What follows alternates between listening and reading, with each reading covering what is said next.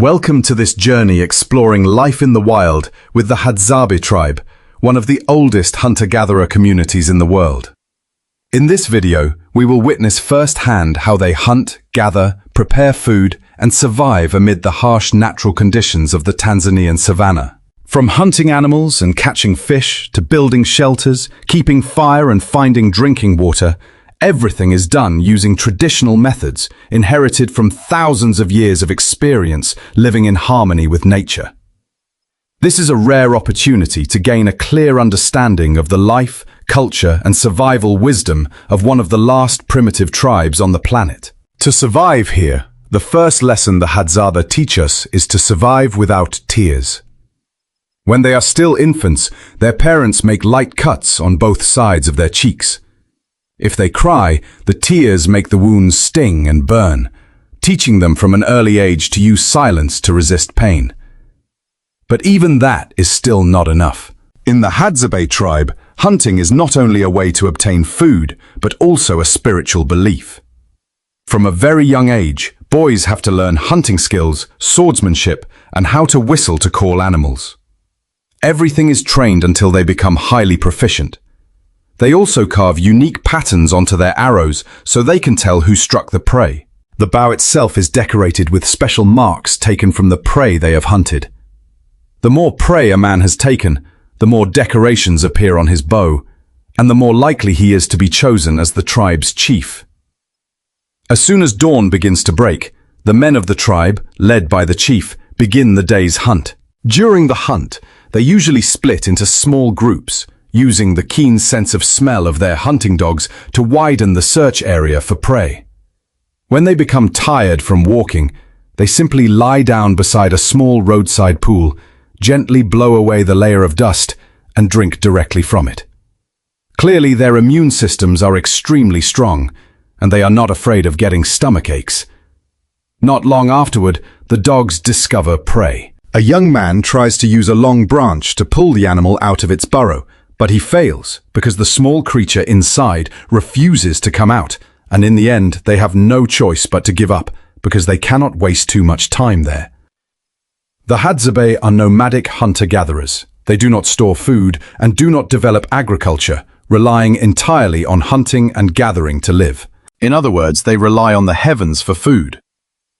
After more than an hour of moving through the forest without finding any large prey, everyone has no choice but to shift their target to small animals in the trees. For Hadzabe people who live by hunting, there is absolutely no need to worry about their archery skills. With the first prey of the day, the man carefully tucks it into his belt, then quickly goes to look for the arrow he has just shot and lost. Because making a handmade arrow takes a great deal of effort, they will not easily leave any arrow behind. After more than 4 hours of continuous pursuit, they finally begin to rest. But before the reporter has even caught his breath, the hunting dogs once again discover signs of new prey. Beneath a huge pile of rocks, they find traces of rock hyraxes, and a large encirclement hunt immediately begins. The smaller boys crawl into the cracks between the rocks, constantly weaving back and forth inside, while working with the hunting dogs to force the rock hyraxes out. Thanks to coordination from both inside and outside, before long they catch 4 or 5 of them, and today's hunting mission can be considered a complete success.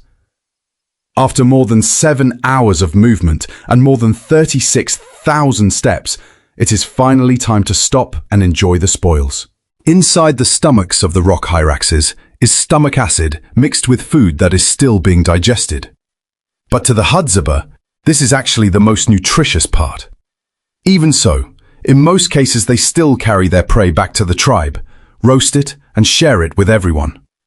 And it is precisely this spirit of sharing that is the fundamental logic that has allowed the Hadzabe to reproduce and survive through generations. Although quite a few modern items have already appeared in the tribe, the way they make fire seems not to have modernized at all.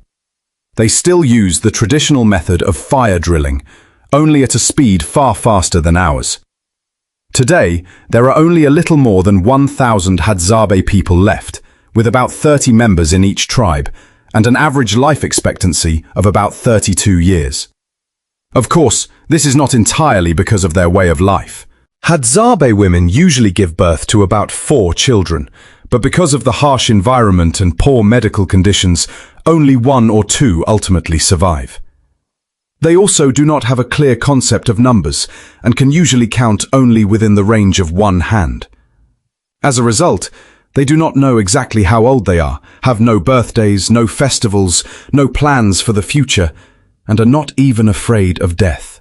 Every day, the only things on their minds are how to hunt more prey and how to protect the tribe so they can continue surviving in this wilderness. If they need to exchange daily necessities with modern people, they use honey as a kind of currency. But obtaining it is not easy at all. Beehives are usually located high up in trees, so they have to use branches to create steps for climbing up and down the trunks, then use smoke to drive the bees away. The hunters, without any protective equipment, are often stung all over their bodies by the enraged bees and have to yell loudly before they can collect an entire hive.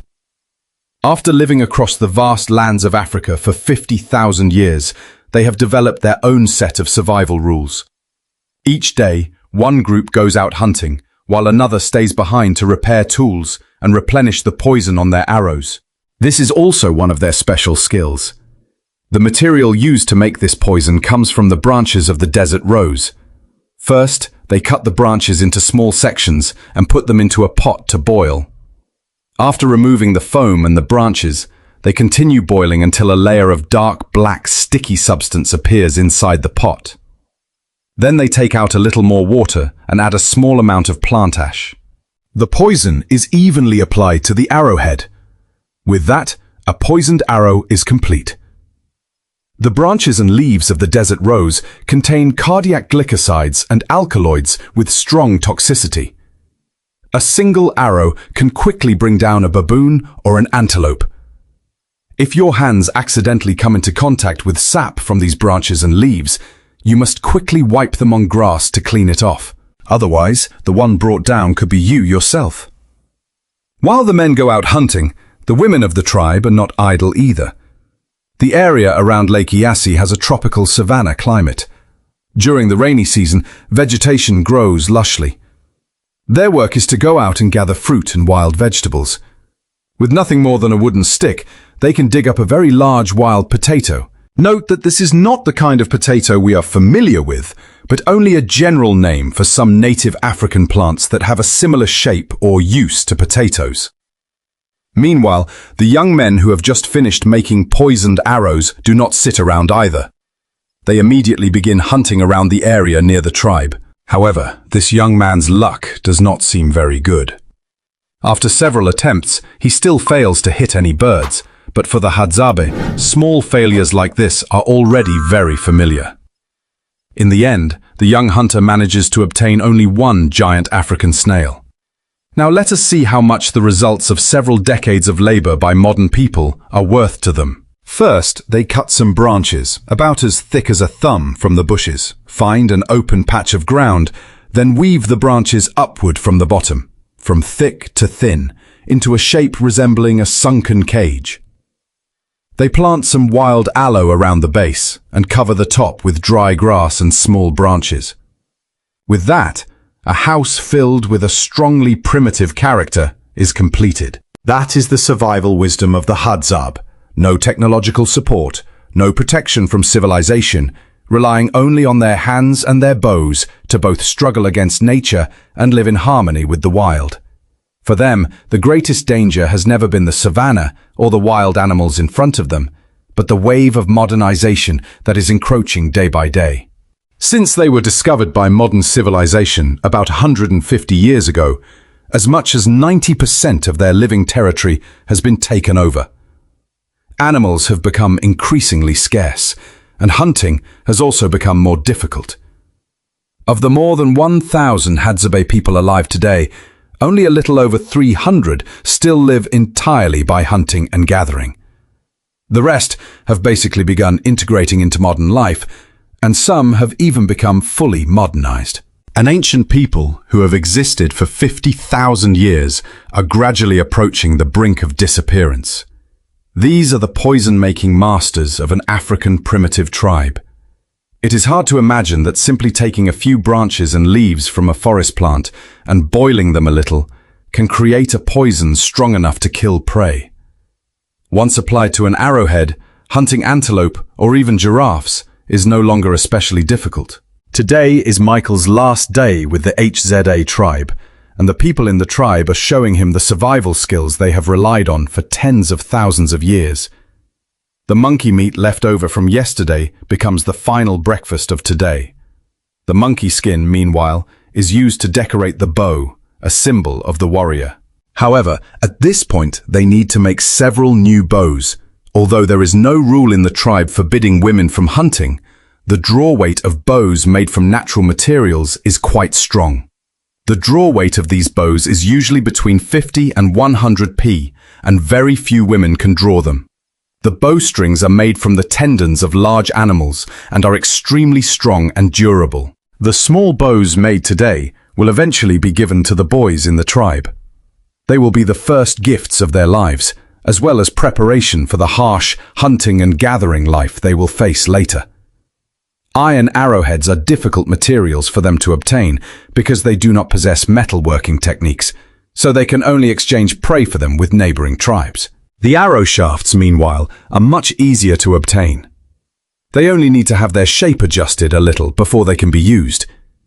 Different arrows are used depending on the type of prey. This is an arrow with a corncore tip used to hunt small prey such as birds or squirrels running through the forest. The corncore helps prevent the prey from being damaged too badly. This type of arrow with backward-facing hooks is used to hunt animals such as civets or animals that are good at digging burrows. After they are shot, they can easily be pulled out of their holes. An arrow with an oval-shaped head is very suitable for dealing with thick-skinned animals. Its sharp point can easily cut through their thick hide. However, all of these types cause only physical damage. The most formidable is still the tetanus blade, an arrow specifically used to hunt large prey. Before that, however, the arrowhead needs to be coated with a homemade poison. As the sun rises higher, everyone enters the nearby forest. Each member of the tribe takes on a different task. The marksman Ganj is responsible for making the fire, while A3 is looking for a giant desert rose. The branches and leaves of this plant are its most toxic parts and can even bring down giraffes and zebras. To obtain the branches and leaves, they have to make a small hole in the trunk and then use a special method to turn them into a usable poison. Collecting these branches and leaves is not easy, but they have their own method. The collected fragments are placed into a woven bag and squeezed hard. A large amount of plant juice is pressed out. The liquid is then poured into a pot and boiled down so that the excess water evaporates. This process takes more than 1 hour. In the meantime, let us return to camp, where the women have already begun preparing lunch. The antelope meat left over from yesterday will be the main dish for today's meal. Because this antelope was hunted with a poisoned arrow, an experienced elder has to check whether any toxin remains in the meat. If the meat tastes bitter, it can no longer be eaten. Fortunately, this time there is no problem. The yellow dog beside them finally gets to gnaw the meaty bone it has been waiting for so long. Back in the forest, Michael uses his spare time to learn more about this tribe. Because they live by hunting and gathering, they have to consume a great deal of meat every day. As a result, they do not stay permanently in one place but move according to the amount of prey available. During the rainy season, finding prey is relatively easy, but during the dry season it is much more difficult. In addition, once animals enter the protected reserve, they can only stand and watch and do not dare to hunt them. By now, the desert rose branches and leaves are almost finished cooking. Once the liquid becomes thick enough to stick easily to a wooden stick, the pot can be removed from the fire. After mixing the liquid from the fire with a small amount of plant ash, they continue pounding it repeatedly with a stone until it becomes a thick paste. They then spread it evenly over the arrowhead, and it is finished. A poisoned arrow like this is enough to make small animals lose their heartbeat within just a few minutes, while large prey struck by it would also find it difficult to survive until the next day. After returning to the tribe, the women use the very same pot that was just used to cook the poison to prepare food. This immediately makes Michael's heart race. They prepare a kind of cornmeal mixed with water and then heat it. This is a very common staple food in many parts of Africa. The question is, where do they get the cornmeal and these fashionable trousers from? Given their way of life, the Tanzanian government and local civil organizations provide them with essential supplies such as cornmeal, clothing, and even nylon cord used for tying things. Moreover, they are also the only local tribe that does not have to pay taxes. In contrast, to come here to film, Michael is required to obtain an extremely expensive permit, and all of that money will be used to support the tribe directly in order to preserve this culture that is gradually fading away. It is lunchtime, and this is also Michael's final meal with the tribe. Foods that used to be difficult to swallow now suddenly seem unusually appealing and have even turned into rare delicacies after only one night. This tribe has been living in this area for 2 months, but in the end, they will still move somewhere else. How long they stay depends entirely on whether there is still enough prey nearby, but at most it will not exceed 1 season. They understand the importance of the ecosystem very well. If they overhunt in any place, the environment will be damaged beyond recovery. Then their land will disappear even faster, and their culture will gradually disappear as well. Fortunately, in 2011, they were granted the right to use 57,000 acres of land. This was also the first time Tanzania officially recognized the land rights of minority tribes.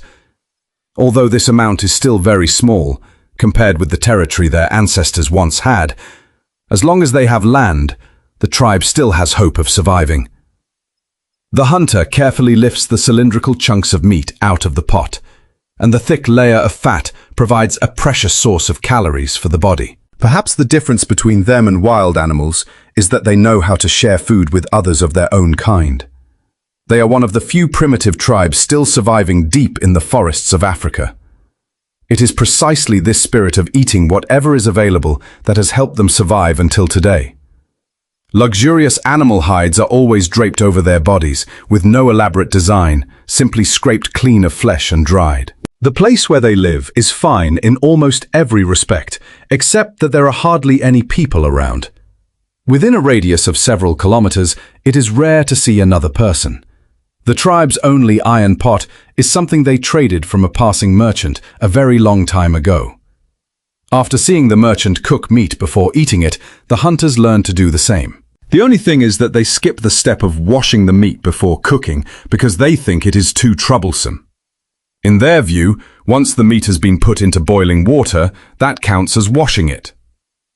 There are no shops in the forest, and all clothing is designed by the women themselves.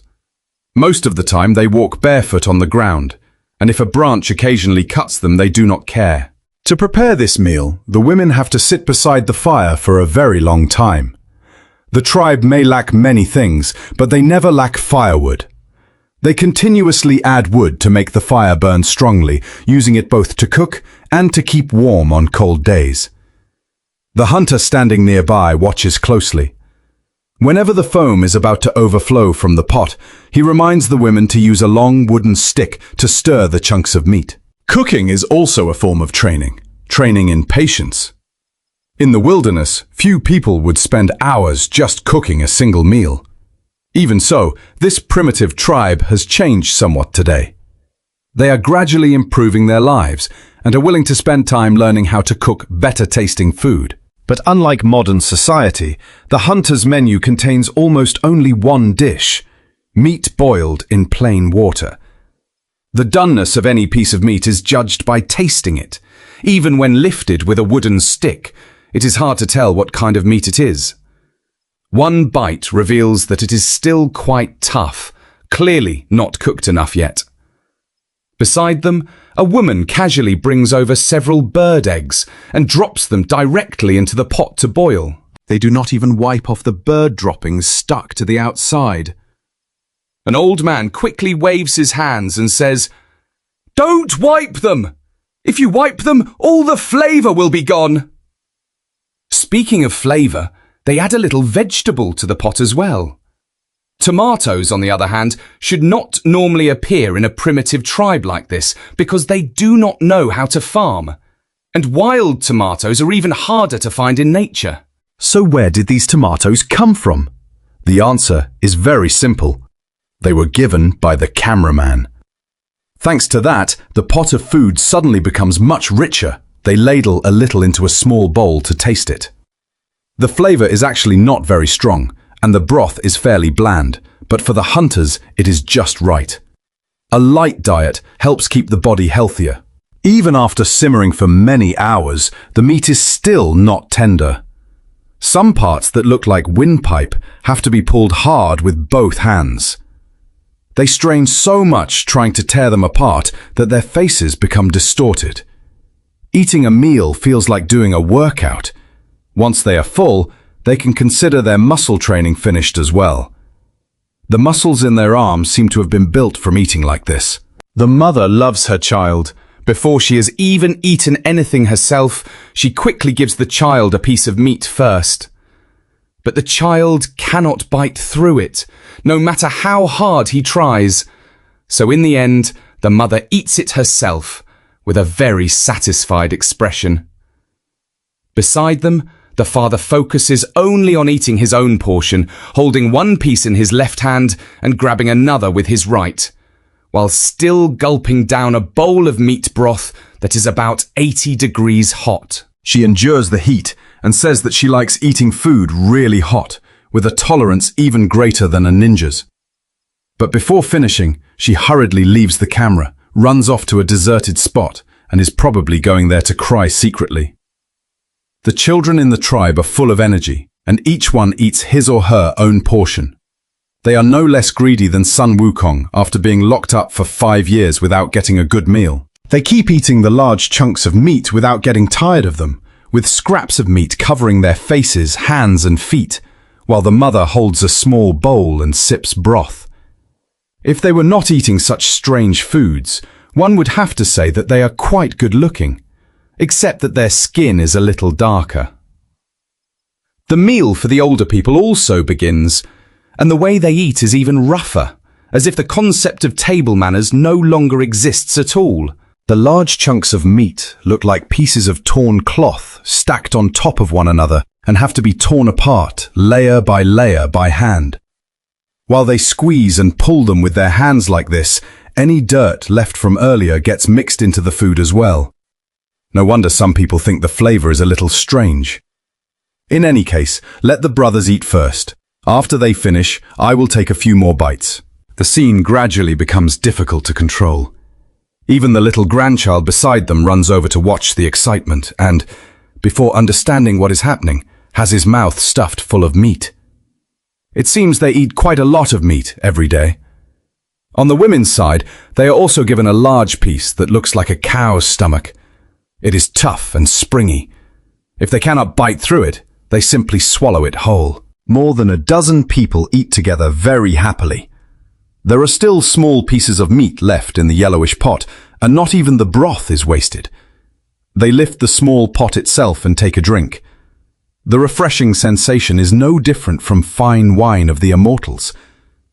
The most delicious dishes are the ones that have been cooked over and over many times.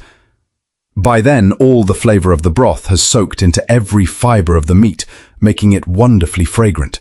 For a real man, eating cannot be treated casually.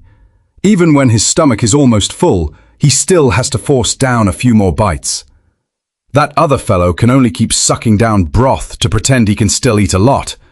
In reality, he is already so full that he cannot swallow anymore, so he has no choice but to use drinking broth as an excuse to hide it. When it comes time to eat meat, he only takes a few token bites. Otherwise, he really would become frighteningly full. The women are just as hearty, and their appetites are no less than the men's. Only after feeding the children until they are full do they begin eating their own portions. 1/2 kilogram of meat seems to be enough for them only to pick their teeth. In this tribe, there is absolutely no concept of worrying about body shape, because no matter how much they eat, it is quickly burned off. Their level of physical activity is so high that no one is afraid of getting fat. They are one of the last hunter-gatherer tribes in the world, the last primitive people of Tanzania. Their way of life can be traced back thousands of years. They are the Hassa people, living in central Tanzania. Their lives make us feel as though we are looking at the ancestors of humankind in prehistoric times. They live in perfect balance with the ecosystem, hunting with handmade bows and arrows and gathering the sources of nutrition that nature provides. Simply calling them primitive would be an insult to their intelligence. They do not cultivate the land, do not raise livestock, and do not have a strict class system. Every decision is made collectively. The Hadzabe language is one of the oldest languages in the world. Its distinctive click syllables may still preserve some of humanity's earliest forms of expression. However, the most mysterious thing about the Hadzabe is their concept of happiness. Some anthropologists call them a happy tribe because they possess the secret to living without pressure and have almost no concept of time. You only need to look at one day of their daily life to find the answer. A day of hunting begins early in the morning. They leave the village. Today's target is monkeys. This bird is called luo. It is small but very delicious and very difficult to spot. But once it starts singing, we will shoot it down. I will use its feathers to make a hat. Look how beautiful it will be. Along the way, they discover many birds and small mammals. The cameraman following behind is already panting heavily. When hunting birds, they do not use sharp arrowheads, but blunt ones to stun them. While hunting, no sound can be made at all, otherwise they will lose a great deal of prey. The cameraman's shoes are far too loud. The Hadzabe, by contrast, walk very lightly, allowing them to get close to prey and usually obtain more game. It is called Monsiola Coco. Now we have to hurry. We have to go. In the Ha region, different tribes use the land in very different ways. Primitive tribes in other regions all grow crops and raise cattle and goats, but the Hadzabe do not alter the nature of their land and barely leave any traces at all. As human civilization continues to advance, this will become a major problem. That is because people who have come here tend to think this land belongs to no one. Then some people settle down and seize territory from the Hadzabe, causing these primitive tribes to lose hunting space. Their hunting grounds gradually shrink, and as a result, they may eventually disappear. Today, only a few hundred people remain in this tribe. Call the others over. Let us rest here for a while. We are about to enter monkey territory, right behind those baobab trees. This place will be very dangerous. Keep your eyes wide open and try to stay close to us. Monkeys are very aggressive animals. There are also many monkeys in this area, so we have to be careful because they may ambush some of us. These white people are really strange. They carry heavy equipment and move very slowly, yet they do not seem afraid at all. When I hunt monkeys, I would like to take them along. It should be very interesting. The water smells like monkeys, so they cannot be far away. So, you white people should drink plenty of water now, because the real hunt is about to begin. I really want to see whether you can handle it. Now they will split into 2 teams to increase the chances of finding prey, trying to form an encirclement and hunt the monkey in the middle. We have to separate now. I will lead one team along this path until the 2 teams meet at the midpoint. Once you enter the forest, you have to be silent like the wind. Otherwise, if the animals hear us, they will run away. The deeper they move into the forest, the more the terrain gradually changes. We are very close now. There are many animal signs here.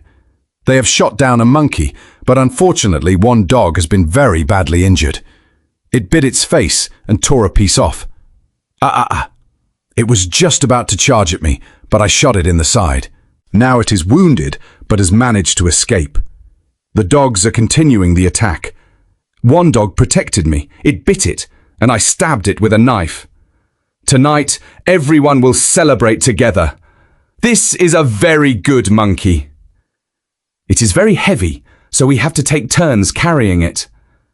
This is a fully grown monkey, and for them, it is a very large trophy. Now they will carry the prey on their backs back to the village and then divide it among everyone.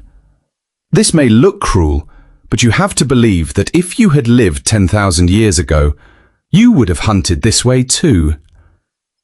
Now they are surrounded by monkeys. The monkeys are preparing to take revenge, especially on the dogs, while the Hadzabe are resting. Perhaps they want to hunt another monkey. No. It is better to leave here. And we have to move very quickly. Do you know what will happen if we stay? They will come looking for it. They will surround us. We have to run faster than a cheetah. But we have nowhere to hide because there are too many of them and they are very angry. When they want revenge, they will chase us for many days. So now we have to choose the more dangerous route to leave their territory and avoid meeting them again. Once my younger brother and I were hunting. He pretended to run away to lure them, while I hid in the bushes. When they stopped to eat berries, we suddenly attacked from behind. What a wonderful day! He is sleeping and even dreaming. At last, they carry the monkey back to the village. The children are very happy and begin playing carefree, while the adults are busy processing the prey. Look at him. He is very handsome. Its hand looks like ours, but it is much stronger. Before I even had time to grab it, it hit me in the face. It could have completely torn my face apart, but because I had wounded it, it ran away. When they run on all four limbs, they are faster than us and more aggressive. Their movements are very hard to predict. They can hide in trees very easily. But we defeated them with bows and arrows. Ah, here is a nice monkey thigh for you and your family. Take it home and enjoy it. My job is to distribute food. Everything here is shared.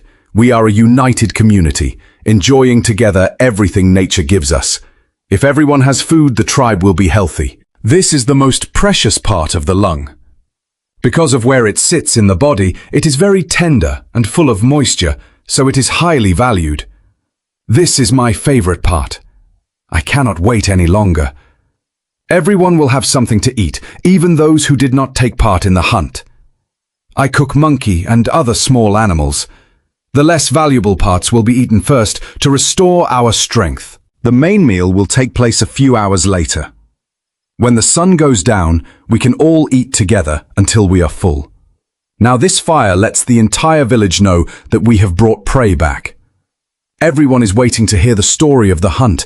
They want to know every detail.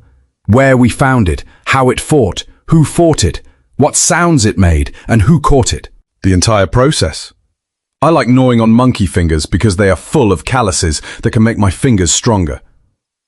Stop. We have to be agile, moving lightly and quickly, because even a single sharp branch is enough to injure you or even pierce your foot.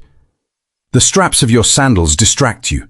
If you do not pay attention to the ground, you may never make it home. My feet have been pierced many times. It hurts a lot, believe me. The way you dress and talk is different. You are always holding strange things in your hands, as if you come from a world we know nothing about. Then you see those small, glowing boxes. They shine light at us. When you squeeze them, they make strange sounds. The strangest things are what covers your whole body, including the things covering your chest. In our community, we have never seen a man with hair as long as yours. You can even tie it behind your head. You look like a girl. If you lived with us, you could not keep your hair like that because it might get caught on something while you are running. Since I was born, I have never left this place. I am afraid of the outside world. Here, I know how to recognize the sound of every kind of animal. When I was little, I often dreamed of leaving the village and following those mysterious vehicles that carry people. I wanted to know what was beyond the horizon and what I would eat if I went to the city. Leaving here would mean walking for many days before reaching a place where everything is different. No. When I wake up, I still prefer living here. Because after every hunt, when I return from the forest, all I want to do is sleep. Leaving this place would be no different from suicide. I like living here because I can hunt freely and live by my own rules. There is no greater satisfaction than catching prey. Here you are a free person, while outside you live like a prisoner. I cannot imagine life away from this place. It would be like a tree without roots. Here I am familiar with every sound and every sign.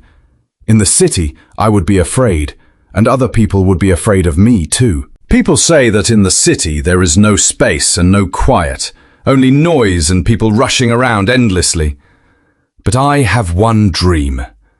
I really want to drive a car. That is the only thing about the city that attracts me. Cars are like animals that run very fast. He, on the other hand, is curious and wants to go into the city to take a look. But I tell him that it is better here. This place is better. When the men leave the village to hunt, the others go gathering. You might think that the Hadzabe diet is mainly meat, but in reality about 70% of it is plants, mostly wild fruit and roots.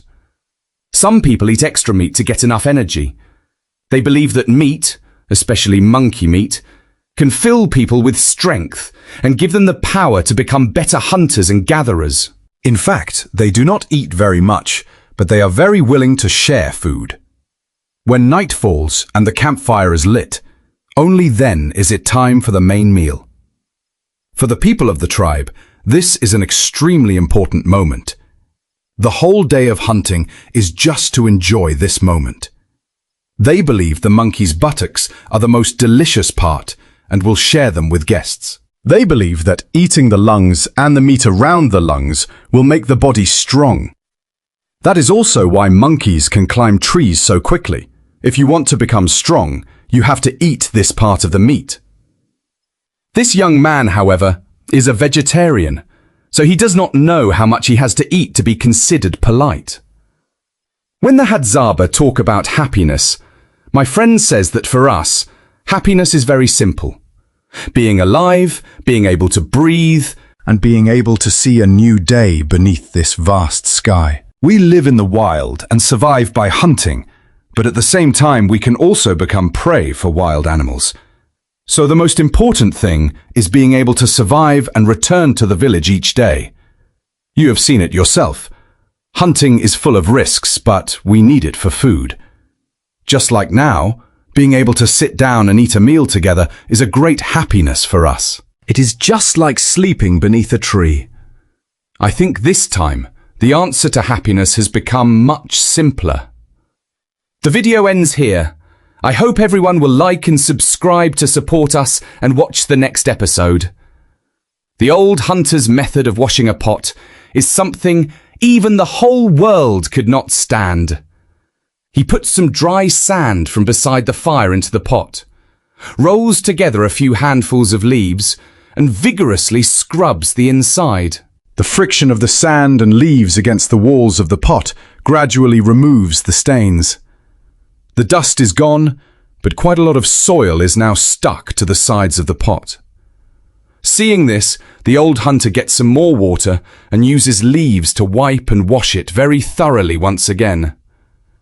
When he sees that the pot is almost clean, he rinses it once more with water. Of course, the used water is not wasted either. It flows down and gives the pot one final rinse. The woman washes the iron pot much more carefully. She places the pot over the fire, waits for the water to heat up, then repeatedly wipes it with fresh leaves, easily cleaning the dirt stuck to the sides. Several dozen kilometers away, at another camp, a hunter scoops up a full pot of water to prepare for the next round of cooking. But before the pot can even be placed on the fire, a friend cannot wait any longer, lifts it up and gulps down several large mouthfuls. Over here, the old hunter has already placed the pot over the fire and filled it with clean water. Wulong sits quietly beside him peeling potatoes. Under the influence of tourists, the Hadzabe are paying increasing attention to food preparation. Steam begins to rise from the surface of the water. It looks as though the water is about to boil. So the old hunter and his companion open a bag of spaghetti, break it into pieces, and drop it into the hot water. The strands quickly sink. As they break, they make crisp, cracking sounds, like a simple but pleasant melody. Everyone busily works with excitement. When the pasta has softened slightly, the old hunter finally has a free hand to add the prepared potatoes and carrots to the pot. In the end, he does not forget to add a little chili. Once the vegetables go in, the colors in the pot gradually become richer. Steam rises and the aroma spreads, making people's mouths water. The pasta becomes softer and softer as it cooks, while the vegetables seem to dissolve until they can barely be seen. The heat from the fire and the aroma of the noodles blend together into a distinctive, enticing fragrance that seems to call out to the taste buds. The old hunter continuously stirs with a wooden stick so that all the ingredients blend completely. The liquid in the pot gradually thickens and the aroma becomes even stronger. A hunter at this camp excitedly tears open a packet of instant noodles and pours the entire noodle cake into the pot. For the Hadzabe, the greatest attraction of instant noodles lies in the special seasoning packet inside. When the seasoning packet is torn open and poured into the pot, a rich aroma immediately spreads through the air.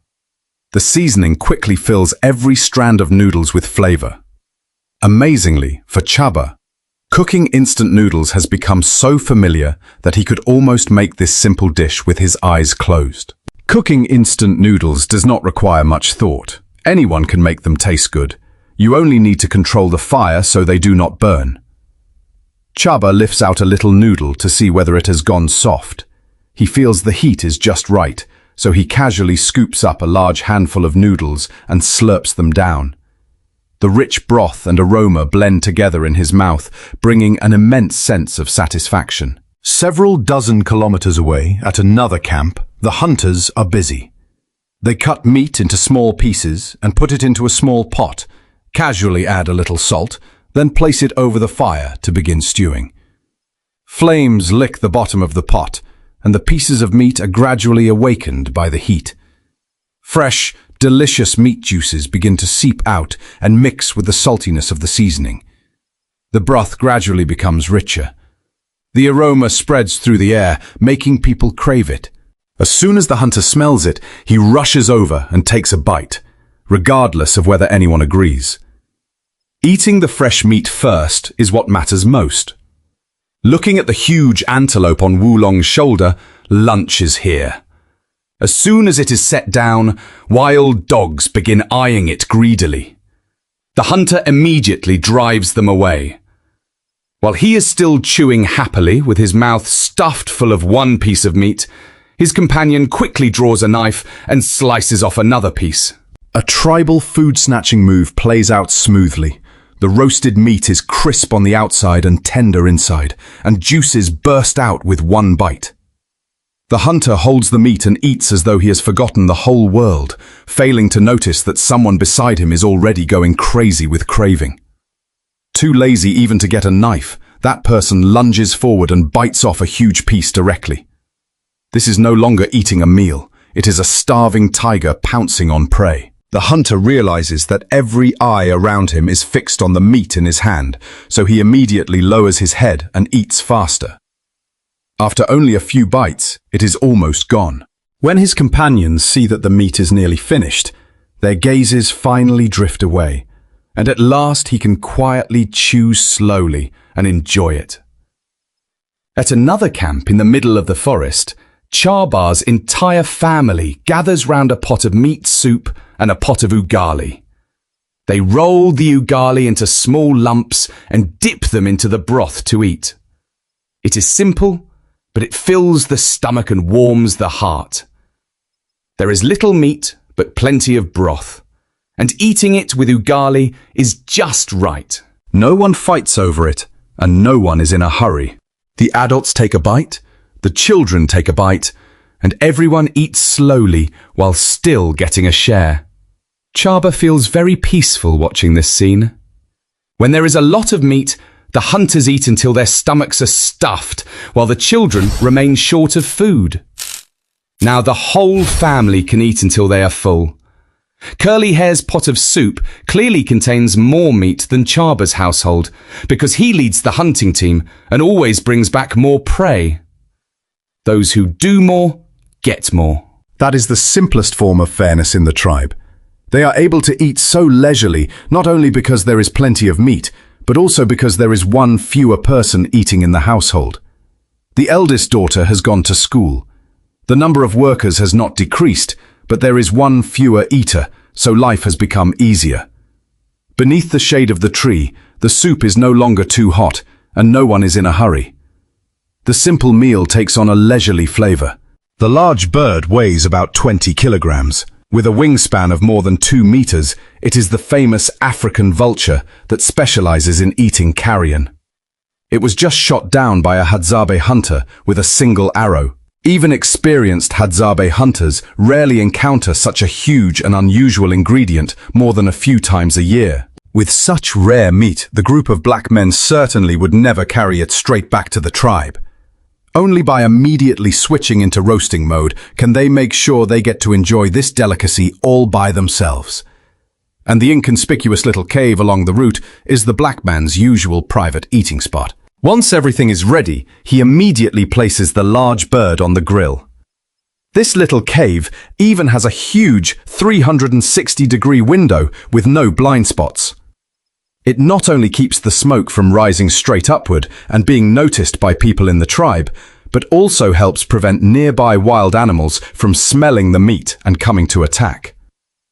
With such a perfect secret barbecue stall, plus no one from the tribe fighting him for food, the black man can patiently cook the ingredients thoroughly each time. Bite into a huge piece of meat sizzling with dripping fat, then continue with several more thigh pieces that are neither tough nor stuck between his teeth. This luxurious snack is quickly devoured by him, like wind sweeping away clouds.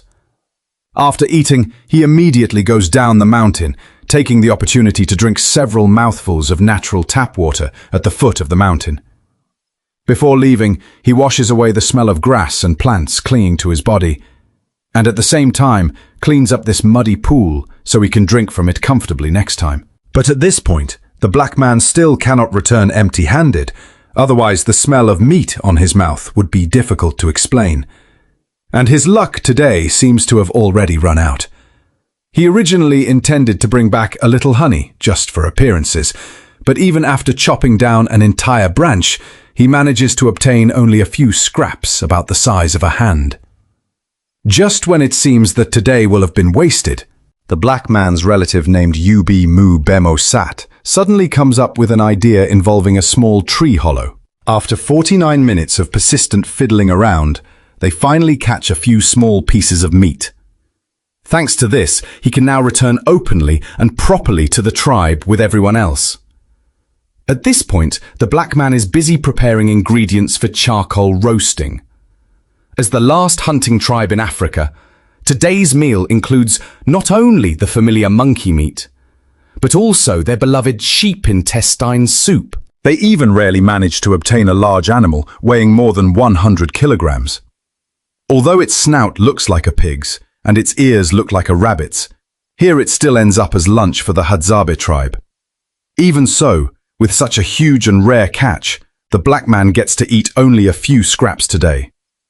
The small amount of lean meat on the animal is also eaten only casually, just enough to stop it from sticking between their teeth. Even its hide cannot be given to the dogs because today it will be used as a tablecloth.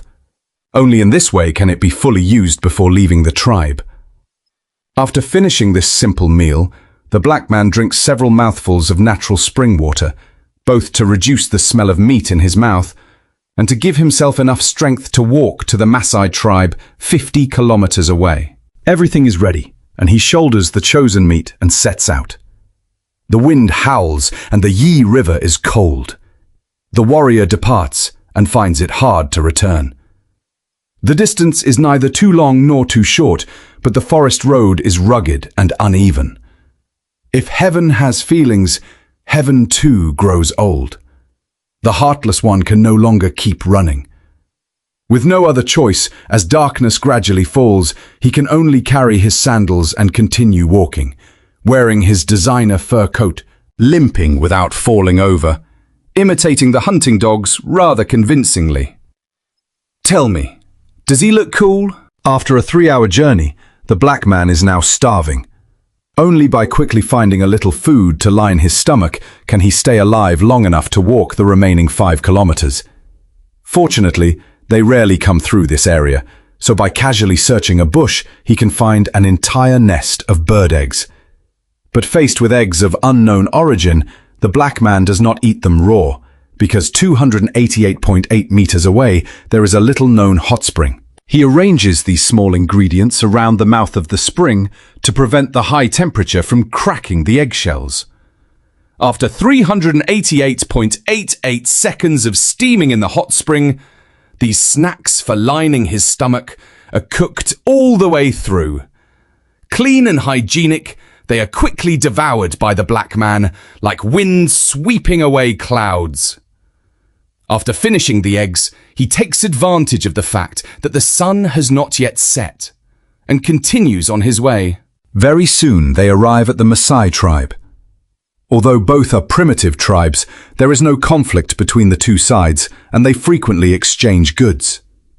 This time, the black man uses the animal meat he brought to trade for one of the Maasai tribe's domesticated goats. Although the goat's owner does not look very happy, when he sees the bows in the black man's hands, he has no choice but to pretend to be relaxed and leads him to the goat pen to choose one. The black man is not greedy and selects only a medium-sized goat. Then he has to carry this goat on foot all the way back to the Hadzabe tribe. Several cracking sounds ring out, and the large bird's neck is released. After the black man's forceful treatment, guinea fowl that have not even had all their feathers plucked are thrown directly into an aluminium pot and boiled over high heat to make soup. A pot of chicken soup complete with skin and feathers is exactly the cooking style the Hadzabe prefer. But that much food is not enough for the whole tribe. Some people do not even wait for the liquid to reduce before hurriedly snapping off a chicken leg and devouring it. Fortunately, the black man is not idle either. They put the sheep intestines left over from yesterday into a pot and boil them over high heat. Now there is another primitive hot pot to line their stomachs. Although there is no refrigerator here for preservation, this pot of sheep intestine soup no longer looks particularly fresh or appetizing. Even so, it is already the last small amount of food left for the entire tribe. A life this deprived is something rarely seen even among the Hadzabe. To avoid starving to death, after finishing the meat soup, the black man's group immediately enters baboon territory. This time they are determined to catch several more large ones. Very soon, a pile of fresh chocolate catches their attention. That shows that many animals weighing hundreds of kilograms are nearby, but it also makes them hesitate because the fighting power of the whole troop is no simple matter. Even Iron Man would break into a sweat here. Just as they are caught between advancing and retreating, a roar comes from the distant forest, as if taunting them. Come over here. With prey almost within reach, they immediately cast aside all hesitation and charge straight forward. After more than 10 minutes of pursuit, the hunting dogs finally bring down the prey in the bushes. But it is not a monkey. It is a medium-sized antelope. They are already very used to this kind of unexpected catch, but they do not expect the antelope to lead them into the other troop's territory. Judging from the large footprints, they can guess that the animals are somewhere within a radius of 100 meters. Before long, the Hadzabe hunter in front spots one alone in a tree and makes a single move. The animal, weighing more than 100 kilograms, is immediately brought down.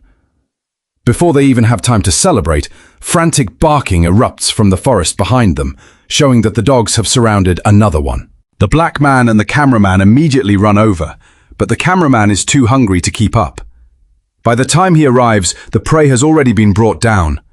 Although it is not very large, it nearly costs one hunting dog its life. With 2 large animals plus 1 antelope, today's Hadzabe hunting mission can be considered complete. After that, they use crude mage movements and a wild backbeating method to process a large porcupine that has been kept for 3 days. Under the black man's hands, it becomes completely limp. To prevent spoilage, they quickly charcoal roast it to preserve its wild flavor. The internal organs that are unsuitable for roasting are never wasted, but instead cooked into a pot of pure, fragrant soup that is even more enticing than the roasted meat. The sheep's stomach that has just been boiled also has to be eaten immediately, otherwise it will quickly spoil in the hot weather. While chewing the crisp roasted porcupine skin and slurping the fragrant internal organs, they are full but still not satisfied. So they immediately turn their attention to a nearby muddy pool. Do not be frightened by the fact that this place is filled with all kinds of microorganisms that can easily cause diarrhea. The black man and his brothers do not care at all. After all, today's hunting really has demanded abundant physical strength. Once everything is ready, the black man immediately leads the pack of hunting dogs into wild boar territory. Before long, a pile of earth churned up by wild boars catches their attention. This shows that an entire herd of wild boars must certainly have been wandering nearby recently. Just as they are preparing to follow the tracks, more than a dozen large dark shapes really do appear in the distant bushes. The black man immediately switches into pursuit on foot mode. Faced with prey almost within reach, the black man and his brothers wish they could pour out every last bit of strength. After all, in this place, as long as a man is good at hunting, he can easily obtain pure love. But the running speed of this herd of wild boars is truly astonishing. After more than 20 minutes of non-stop pursuit, the black man still cannot catch up. In the urgency of the moment, my brother named Longlegs suddenly comes up with a plan. He decisively splits the people of the tribe into two groups, sending them along both sides of the direction in which the wild boars are fleeing to form an encirclement, while he himself continues the pursuit with the hunting dogs. Very soon, the wild boars are driven by the dogs onto a hillside. Although more than a dozen hunting dogs cannot capture the entire herd, bringing down a few small pigs is as easy as turning over a hand. With these few wild boars to line their stomachs, Kazabulu can once again eat his fill tonight. Having just finished dealing with a monkey tail, the black man cannot wait and immediately begins charcoal roasting another ingredient. Because there is no refrigerator for storing leftover meat, the large birds caught yesterday also have to be prepared as quickly as possible. Although this bird feeds on carrion all year round, and its entire body carries all kinds of unknown microorganisms, earning it the name sanitation worker of the savannah, for the Hadzabe tribe, this enormous African vulture is a rare delicacy that is hard to find. In particular, any parts unsuitable for roasting will definitely be made into soup. Only this way can the primitive flavor of the meat be preserved. Before the cameraman even has time to choose among the dishes in such a rich and tempting lunch, the black man has already devoured everything like wind sweeping away clouds. Even the wives, children, old people and young people of the tribe do not get a share, and can only chew starch-rich roots to stave off hunger. All of this is because today, the black man has to walk 50 kilometers to hunt in a stretch of bushland they rarely visit. Once everything is ready, he immediately sets off at high speed with the hunting dogs. The moment they arrive, there is a large disturbance in an inconspicuous patch of grass, and with just one quick, clean move from the black man, the prey has barely noticed the danger and has not even had time to run before it is brought down by the Hadzabe hunter. Based on the black man's many years of failed experience surviving in the wild, wherever wandering spotted deer appear, there are certainly not many large predators. So they confidently split into 3 directions and carry out a comprehensive sweep of this desolate patch of bushland. The black man and his brothers do not even pass up the small bird nests inside tree hollows. They do not wait to take them back to the tribe for preparation, but directly eat them one by one to fill their starving stomachs. Of course, the small pieces of meat hiding in burrows for their afternoon nap also delight them enormously. Any prey blocked by the black man right at the entrance to its hole has almost no chance of escaping and can easily be caught without much effort. What surprises the black man even more is that this unremarkable earthen burrow is hiding 2 pieces of prey at the same time, neither large nor small. Just when he thinks today's luck has already exploded beyond belief, the black man's separate group unexpectedly breaks precedent and brings down another antelope, weighing more than 100 kilograms. After carrying this antelope back to the tribe to report their achievement, the black man finally feels that the lavish lunch earlier was worth it. With a crisp cracking sound, the antelope loses its patterned coat from that moment on. As the last primitive tribe in Africa, the black man's skill at processing ingredients is indeed extremely practiced, and their ways of eating antelope are incredibly varied. In particular, internal organs that even dogs turn their noses up at are treated as treasures by them.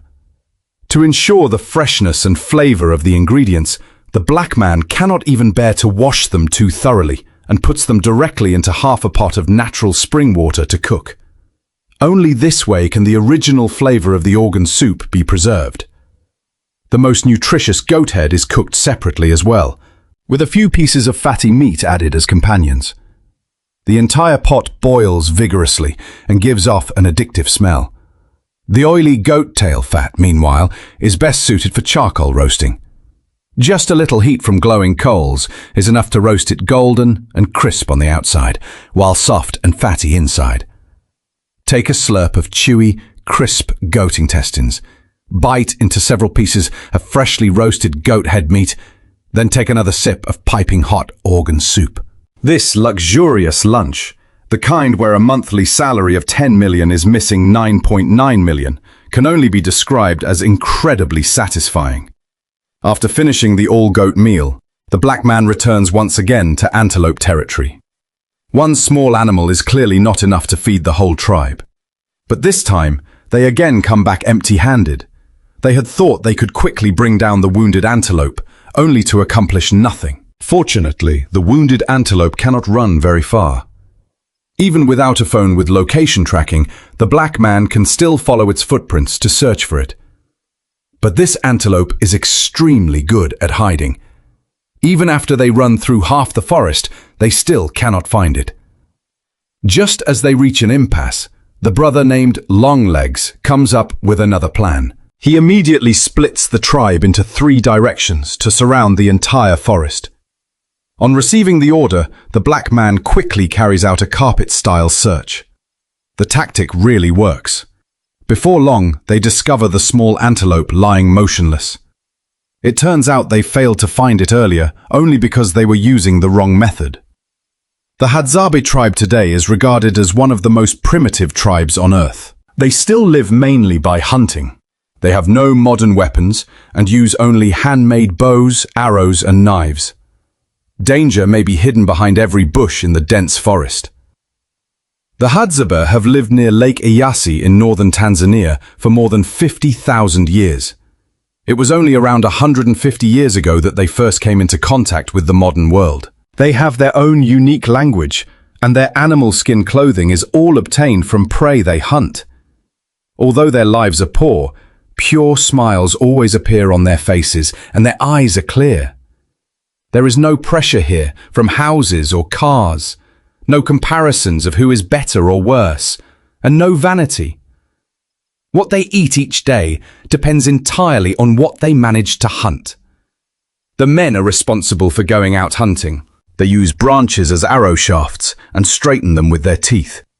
The women attach feathers to the tails of the arrows to ensure stability in flight. Every arrow has its own mark and is the most important weapon of the men. They make many kinds of arrowheads, including ordinary ones, poisoned ones, and hooked ones. They choose the appropriate type depending on the prey. The hunting team begins its work early this morning. The men take their hunting dogs into the forest to look for prey. They follow animals by the tracks left on the ground. When they pass a sacred puddle, the black man says nothing and immediately bends down to gulp from it. It has to be said that their immune systems are extremely strong. An ordinary person might collapse after only a few mouthfuls of this kind of water. The water even contains all kinds of microorganisms and protein. After drinking their fill, they continue on their way. They discover a very large hole in the ground. The black man guesses that today's lunch must be inside, so he repeatedly pokes a branch into it.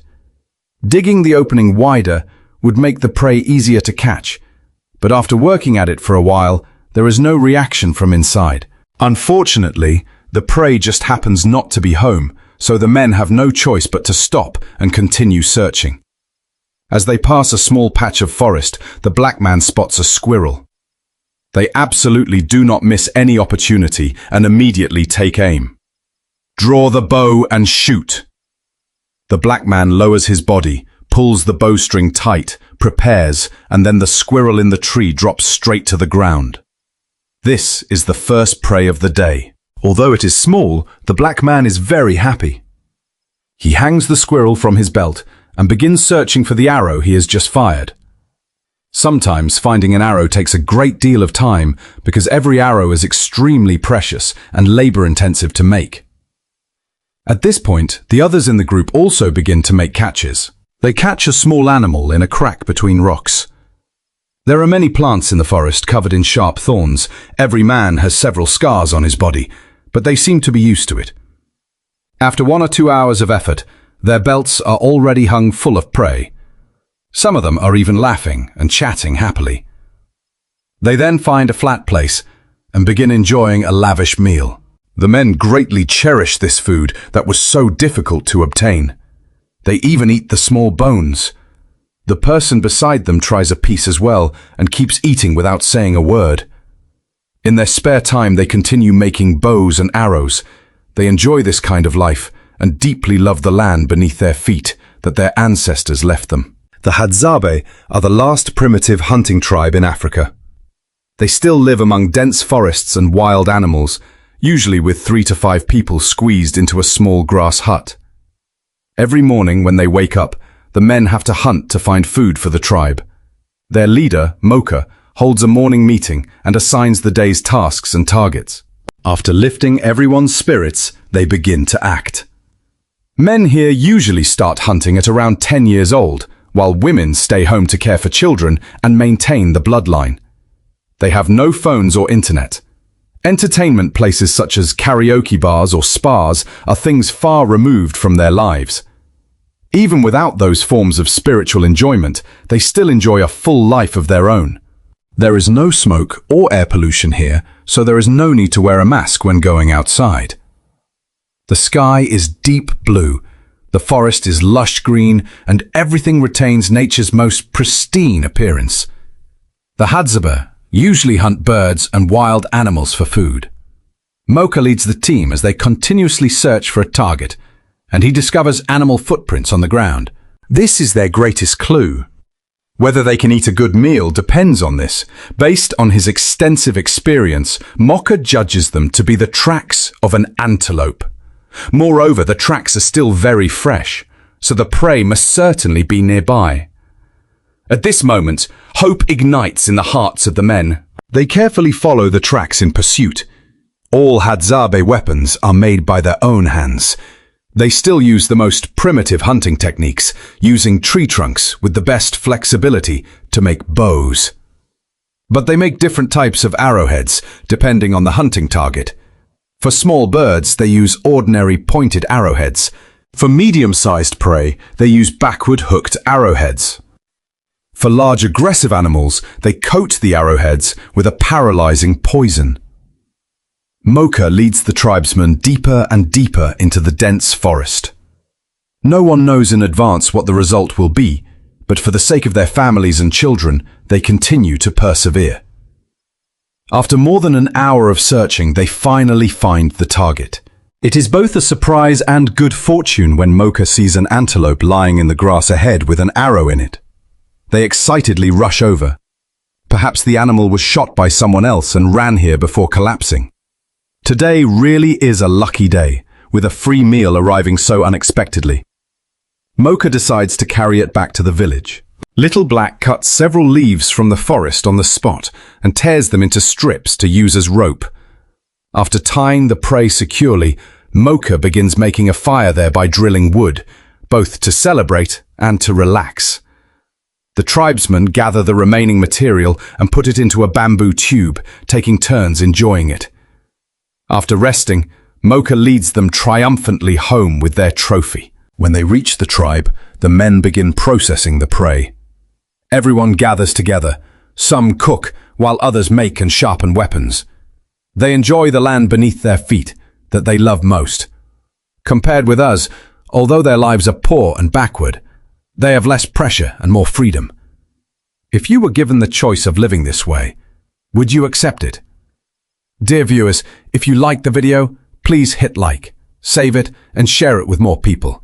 The Hadzabe, Africa's last primitive hunting tribe, travel through deep forests every day in search of food. There is no pressure here from houses or cars, no masks and no air pollution. They enjoy what nature gives them. The men's hunting methods are also the most primitive.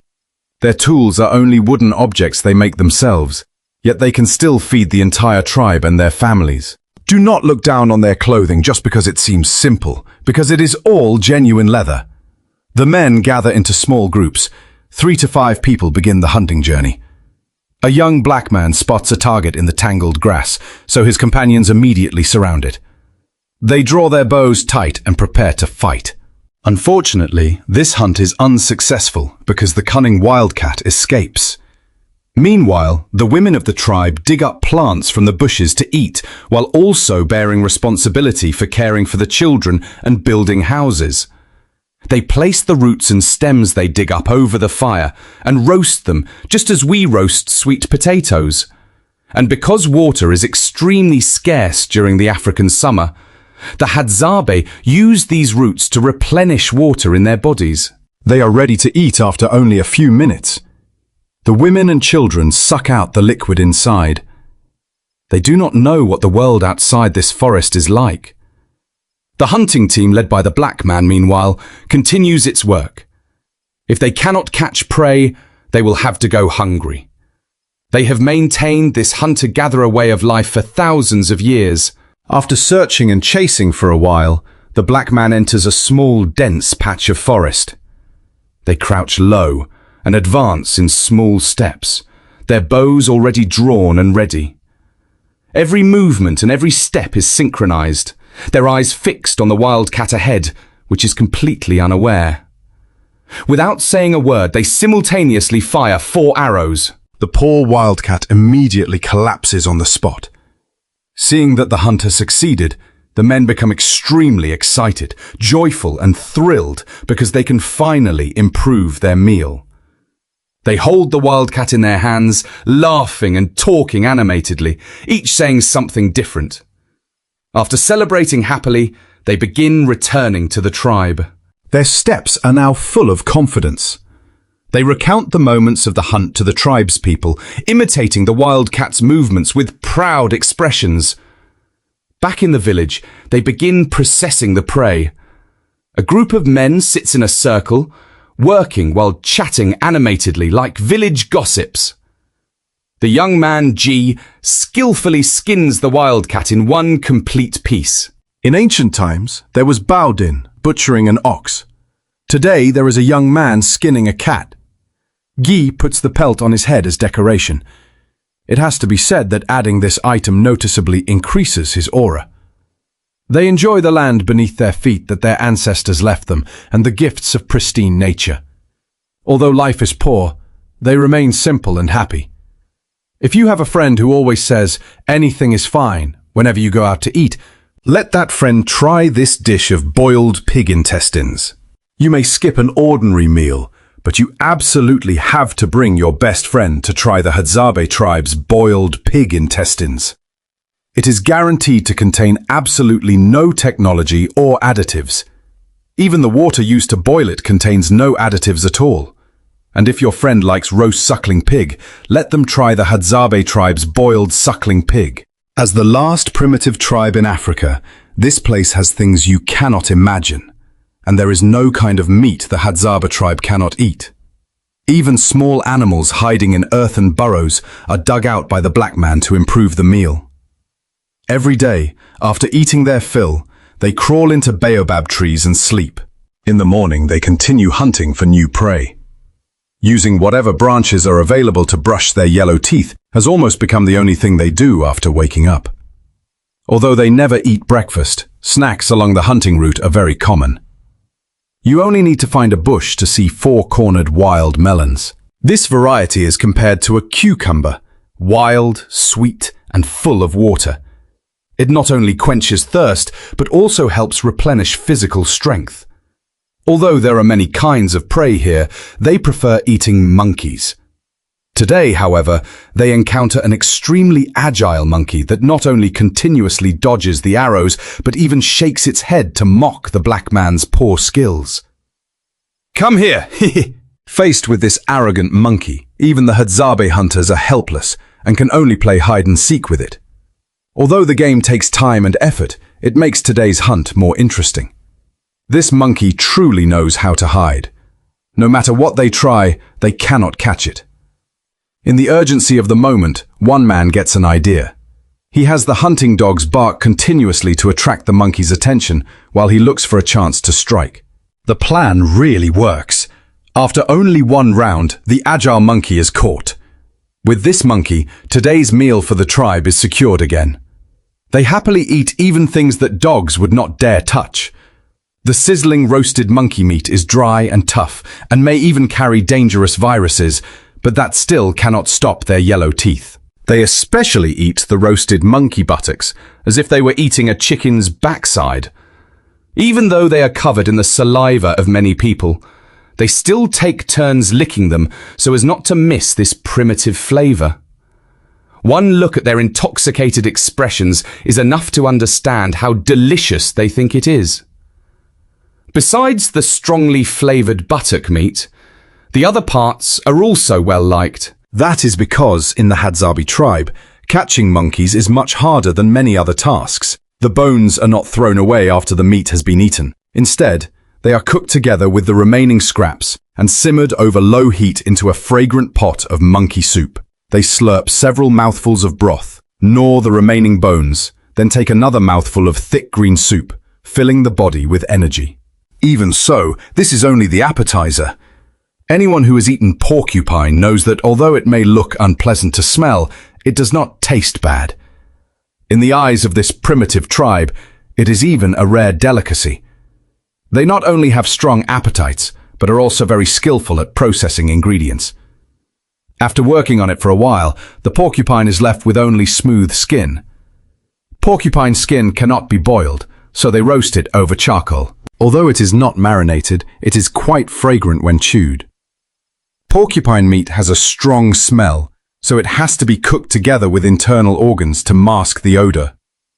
When the broth turns an appealing green, the pot of porcupine bone soup is complete. After that, they also cook another pot of a special tribal masala-style seasoning to eat with the bone soup and internal organs. This way of eating is like spaghetti mixed with concrete, both strange and hard on the stomach. The remaining porcupine meat will be dried. Once the smell decreases, it is used as dried meat to serve guests. Would you dare try this porcupine dish? And this thick soup that looks like concrete is the Hadzabe tribe's characteristic nutritious goat lung soup. If you have a friend who often has no appetite, you absolutely should invite them to drink a few mouthfuls of this primitive speciality. The whole pot of soup uses only half a goat lung as the ingredient. After simmering for a full 49 minutes, the essence in the pot completely blends with the rainwater inside. In the end, it becomes a thick pot of goat lung soup. It looks like muddy water and is not very appealing, and in reality it truly does not taste good at all. Even so, in the eyes of people like Odulabula, it is a rare delicacy that is hard to find. Of course, the cooked goat lung itself is also precious food to them. But in a primitive tribe, there are many people and little meat, so there is clearly still not enough to eat. Still not full, the black man puts the other half of the lung together with the remaining scraps into the pot and cooks them over high heat. Even though the flames roar and make the aluminium pot blazing hot, they cannot stop his gnawing hunger. Before long, the full pot of internal organ soup has been reduced to nothing but a thick, mud-like layer at the bottom. Even then, they cannot bear to throw it away for the dogs. A few scrapes are enough to clean out what remains.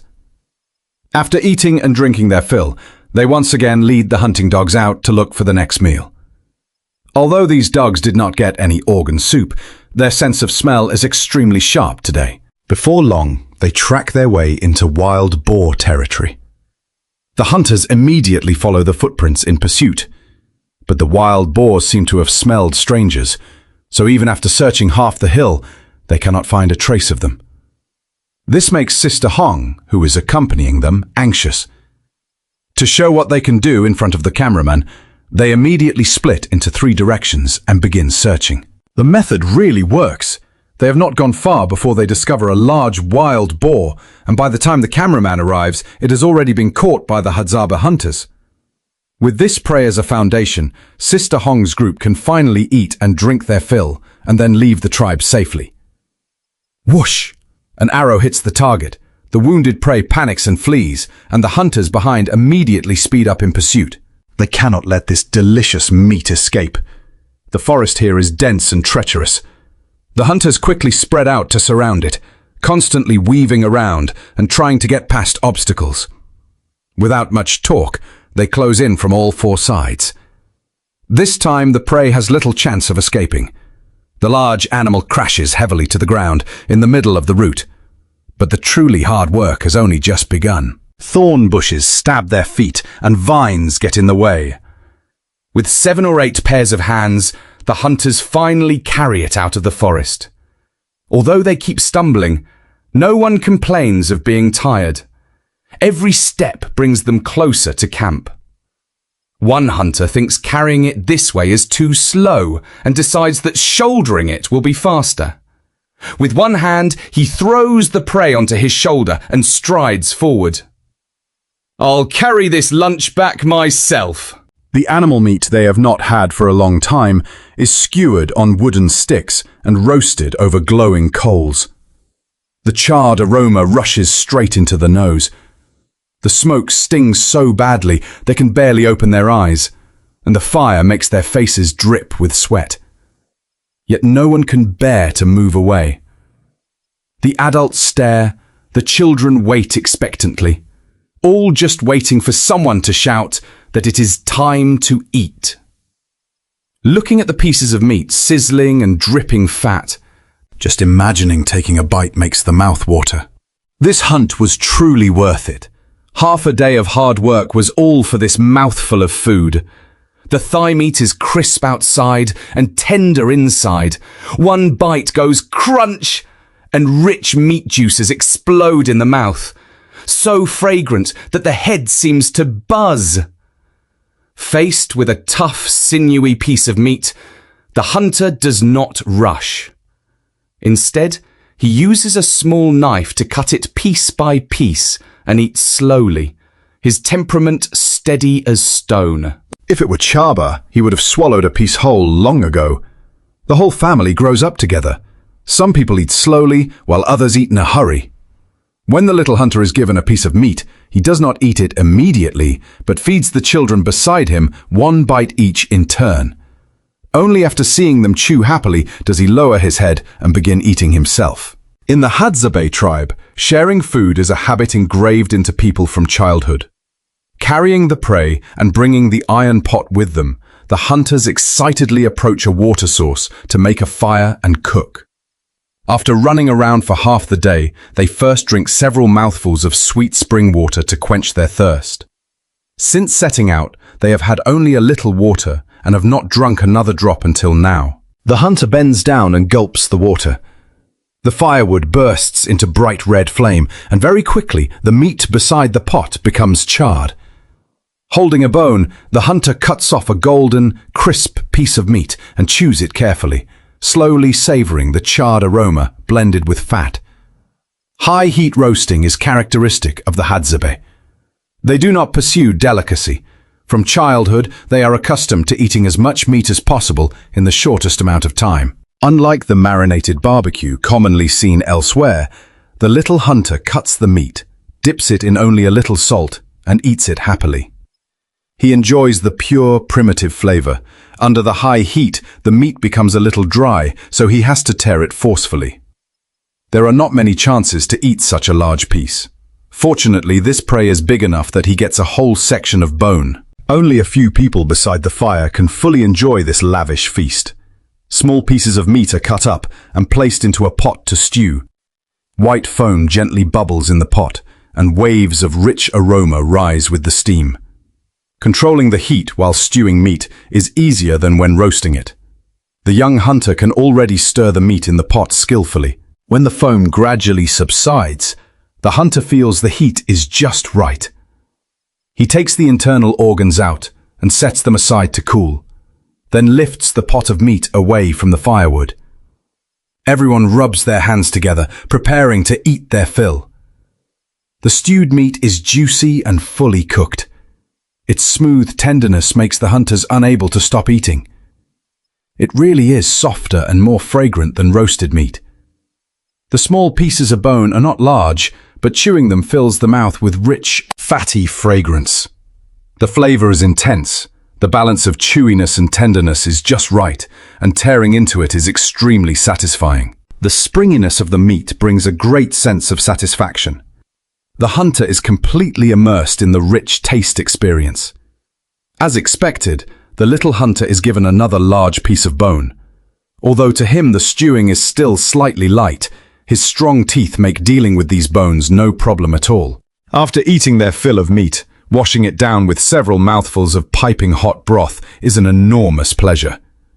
The advantage of having fewer people is that they can eat at leisure. A hunter slowly carries the antelope along the stream bank. The cool water draws the hunters into the stream, one after another, to bathe. The fatigue of the entire morning seems to be carried away by the current. On the savannah at the end of the dry season like this, opportunities like this are rare, and no one wants to miss such a precious chance to rest. They wash their hair, hands, and feet. At this point, the young hunters are no longer in the mood to fool around and simply enjoy the pleasant coolness of the afternoon. Refreshed, the hunters shoulder the antelope and stride back toward camp, where their families have already been waiting at the road since early on to welcome them home in victory. This time, the cleaned internal organs are unusually cooked together with vegetables. The hunters imitate city people and symbolically squeeze a little lemon juice into the pot. They have heard that this makes the food taste better, though whether it is true or not is hard to say. In any case, the fruit was given to them for free, so they might as well put it all in the pot, taste it, and decide afterward. As tourists continue to come and interact with them, Hadzabe eating habits are gradually changing. Ingredients and cooking methods that several generations had never seen before can now easily appear on their menu. It is very difficult to say whether this change is good or bad for this primitive tribe in the forest.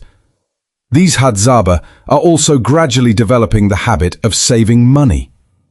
They have become accustomed to using money to exchange for things they like, for example, homemade alcohol.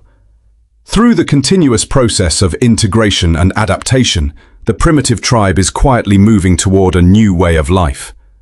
The little hunter eagerly tears apart the internal organs and eats them, chewing each large piece forcefully.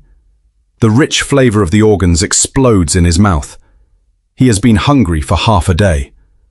At this moment, the large piece of food in his hand makes him want to swallow the whole thing in one go. If you make more, do not be too greedy. Remember to save at least one portion for me. The flavor of fruit they have never tasted before makes the women and children eat even more eagerly. Everyone crowds around the pot, one hand after another reaching in, and the food is quickly divided piece by piece. Take it away. When the children see that there is not much liquid left in the pot, they become anxious and, without hesitation, desperately speed up their grabbing. The short-armed children squeeze forward desperately to fight for a share. In an instant, the entire pot is being pulled back and forth, and no one is willing to let go in the battle for the final delicious bites. 2 antelopes are carried along the road. The starving hunters stumble and stagger back to camp. A short while later, the small pot is filled with cleanly prepared goat meat, bubbling over the fire. The coming goat meat feast makes the hunters unable to help cheerfully humming popular Hadzabe songs, even though their stomachs are still talking. Seeing that the goat meat is almost cooked, the hunters get up, one after another, and take the opportunity to wash their hands. When conditions allow, No one needs to remind them. Everyone consciously washes with clean water to prepare for the lavish meal. The fresh, tender goat meat is stewed just right, soft and pliable while still retaining some chew. Tearing it apart and eating it is extremely satisfying. The sweet, fragrant meat juices spread through the mouth. The hunter smacks his lips, enjoying this rare feeling of satisfaction. It has been a long time since they were able to eat as freely as this. Once there is food in their stomachs, the hunter's mood becomes cheerful. They sing while eating with their companions. There is plenty of meat in the pot today, so singing for enjoyment does not interfere with eating the meat later. A large pot of ugali arrives at just the right time. It is rolled into balls and dipped into the rich meat broth to eat. This is a classic tribal meal. The piece of goat meat in the hunter's hand still never seems to become boring. While glancing over, he notices that the ugali is almost gone, so he quickly frees a hand, grabs several balls, dips them in a little broth, and devours them. The hunter beside him has already begun scraping the bottom of the pot, and the remaining ugali quickly disappears. Secretly feeling lucky, the hunter lifts his bowl and takes a drink of the rich broth to calm himself down. A hunter who knows how to enjoy life never shows off. He quietly takes a piece of meat and sits off to one side, using the moment while everyone is singing to lower his head and tear off large bites. The meat and ugali have gone into his stomach. At this point, everyone's attention shifts to the pot of broth. Although it is hot enough to burn his mouth, the hunter still hugs the pot and drinks in large mouthfuls. The thick, rich, fragrant broth makes it impossible for him to stop. Without this soul-like bowl of soup, the meal would still seem to be missing something. The hunter draws his bow, aims accurately, seizes the perfect moment, and releases a shot. The arrow strikes directly into a vital point of the prey. Several hunters run through the bushes, competing to chase the panicked prey. From generation to generation, Hadzabe hunters have inherited a hunting tradition lasting tens of thousands of years. They are accustomed to hunting with bows and arrows. They are different from wealthy city people who fly thousands of miles to the savannah to hunt with modern weapons. Every hunt is only to fill their stomachs and meet basic survival needs. They have never greedily pursued large numbers of prey. Precisely because of this traditional style of hunting, local authorities are tolerant and understanding toward them. They do not need to apply for hunting permits. Rare roasted meat gives off an enticing aroma that makes the mouth water. The hunter forcefully tears off a charred, fragrant piece and chews with satisfaction. It has an interesting, chewy, crisp texture. There is even a little crisp cartilage mixed into the meat. Every bite brings a feeling of excitement and satisfaction. Only a small amount of internal organs is cooked in the pot, while most of the cleaned meat will be carried back to camp for the family to enjoy. Cooking internal organs is also one of the hunter's favorite foods while out hunting. The internal organs are almost ready to eat after the soup has boiled for only a short while. At this level of doneness, they release a natural sweetness and are soft, fresh and juicy. The hunters regard being able to eat such fresh, delicious internal organs as a source of pride. This delicious meal is the reward for their difficult hunt. By the time the organs are lifted out, the contents of the pot have been braised just right, soft, springy and smooth. Natural pig liver and goat liver, with their smooth texture, provide a rich and flavorful eating experience. Hadzabe hunters like to hunt monkeys and small primates. After eating roasted meat and internal organs, the hunter has a free hand and begins enjoying a piping hot pot of mixed soup. This group of hunters is not large, so everyone can eat at leisure. Even though they carefully blow on it again and again and sip in small mouthfuls to avoid being burned, each person still becomes so hot that their necks shrink and their eyes bulge. On the way back to camp, Curly Hair leads the hunters in skewering the pieces of meat they have just processed and placing them beside the fire to roast. The glow of the coals lights their faces, which are slightly tired but full of anticipation.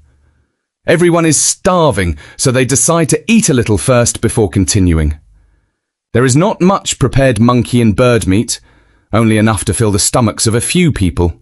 The fresh internal organs are intended to be brought back to camp for the family to taste. The bird meat over the coals quickly turns an appealing golden brown. Brother-in-law patiently gnaws the thin layer of meat from the bones. Compared with monkey meat, the amount of bird meat is pitifully small and requires a great deal of patience and care to eat. The small skeleton naturally carries little meat, so to the hunter it is almost just something for tasting the flavor. Still thinking of more than a dozen relatives back at camp, they keep the pieces of meat roasting by the coals small. The little bones have only a thin layer of meat attached, but roasting them golden makes them especially satisfying, and they do not miss even the tiny amount of marrow inside. Time moves slowly in the forest. Today's hunting task has been fully completed. Everyone feels extremely relaxed. With food in hand, there is nothing to worry about. They gather around the coals and enjoy a rare, peaceful moment. The hunter uses a knife to cut off small bits of golden brown meat and puts them in his mouth. The aroma of roasted meat spreads through the air. In this way, the skewers gradually become smaller as everyone eats happily. As the heat of the coals slowly decreases, they speed up their eating. In the rush, the pieces of meat are not cooked evenly. The hunter tries to choose the golden brown sections and gnaws a few bites, then places the meat back beside the coals to make use of the remaining heat and continue roasting. Fortunately, the throat meat is very tender and does not require a large flame. The residual heat of the coals alone can roast it into a rich, fragrant bite. The hunters follow the tracks and drive a rabbit into a crack between rocks. One hunter seizes the opportunity, draws his bow, and hits the prey. Beside the rock, they make a fire and heat water. They use the hot water to clean the rabbit's fur, then divide the rabbit meat and put it into a pot to stew. The wild dogs take the opportunity to eat the internal organs happily. The rabbit is not large, so the meat is soon finished stewing. This small amount of meat is not enough to fill several hunters. Fortunately, they brought 2 pots. The large one used for soup is taken away. They also bring out the small pot and prepare to cook ugali. Guessing that the meat will disappear very quickly, they cook a full pot of ugali. Whether they can eat their fill today depends entirely on it. When the ugali is ready, they roll it into balls. A bite of piping hot ugali is dipped in a little broth. The fragrance of the corn blends with the sweetness of the broth, leaving an unforgettable aftertaste. Although there is not much rabbit meat, it is rich in protein, very tender and delicious, requiring no effort to eat. Before long, just a few bites have stripped the bones clean. 1 bite of meat, 1 bite of ugali. The combination of starch and protein gives a strong feeling of fullness. The young hunter eats with great appetite. Only after dipping ugali into a little broth and putting it in his mouth does he discover that the broth is extremely delicious. The hunter immediately lifts the pot and takes a large drink, then eats another piece of ugali. He chews carefully and savors the flavor. The broth is wonderful, so he drinks several more mouthfuls. Drinking the soup opens his appetite even more. At this point, those few bones are nowhere near enough to gnaw. Fortunately, a rabbit has 4 legs, so every hunter with a strong appetite gets a thigh. Although the small thigh does not have much meat, with ugali lining the stomach, they can eat fairly leisurely. They roll the ugali, dip it in a little broth, and swallow it down. This meal can be considered quite satisfying. Because the camp is far from a water source, for convenience, the hunters put sand into the iron pot and scrub hard with branches to clean it. Finally, they use a little water to rinse away the dirt. Although this method is crude, everyone accepts it under primitive living conditions. The hunters seem to have grasped the essence of Chinese-style cooking. First, they put fatty internal organs into the pot and stir-fry them hard to release the oil. Then, they add the cleaned organs and meat to the fragrant hot oil. Flames immediately leap up to half a person's height. Smelling the fragrant char, the excited hunters add the remaining meat to the pot in batches. The firewood crackles and bright red flames lick the bottom of the pot. A large pot of fragrant food boils vigorously. Several hunters sit around it, waiting to eat meat. At another fire, large skewers of meat are roasting and dripping fat with a sizzle. Catching a wild boar today allows the hunters and their families at camp to enjoy a filling feast. As the aroma of roasted meat spreads, everyone waits impatiently. They have spent the whole day waiting for this meal. The broth has reduced somewhat, so the hunter gently stirs it and lifts out a large piece of meat to taste. The thick piece is fully cooked, pale and glossy with fat, looking extremely appealing. One bite is sweet, soft and juicy, with abundant fat melting as soon as it enters the mouth. It is extremely satisfying to eat. Seeing his friend eat so happily, the young hunter cannot resist and lifts out a piping hot piece of meat himself. Pork eaten hot straight from the pot has a fresh, rich flavor that leaves an unforgettable aftertaste. Wild boars run freely through the forest, eating natural plants, so the meat is tender and smooth with a fresh taste. Even without adding salt, its original deliciousness is unaffected. The young hunter eats in complete relaxation, gently closing his eyes and immersing himself entirely in the pure enjoyment. The elder carefully tastes the soft, fatty meat. It has been stewed just right and requires no effort to eat. The young men normally care about him a great deal, so they specially save pieces of meat suitable for the elder's teeth. Although he rarely goes hunting with everyone, whenever there is good food, he can feel everyone's care. A large spoonful of salt is accidentally poured completely into the pot. After seasoning it, the hunter becomes a little worried because his hand was too heavy. This is the first time he has seasoned with salt so generously. Too much or too little does not matter, as long as it can be eaten. While comforting himself, he scoops up a little broth to taste.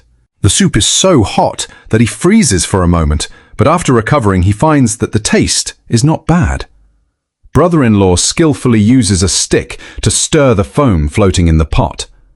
This is a method the Hadzabe believe helps the meat cook faster.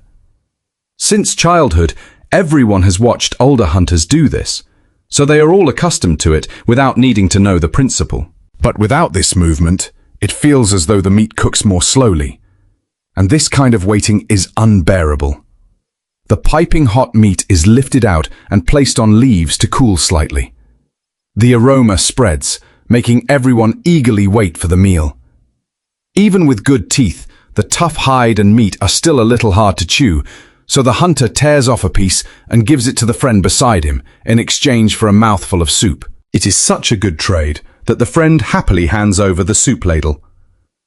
Brother-in-law holds his favorite piece of meat and bites down hard. Fragrance fills his mouth, and swallowing it with a mouthful of rich, fatty broth is truly incomparable. At this moment, he would not trade it for anything. He only wants this flavor.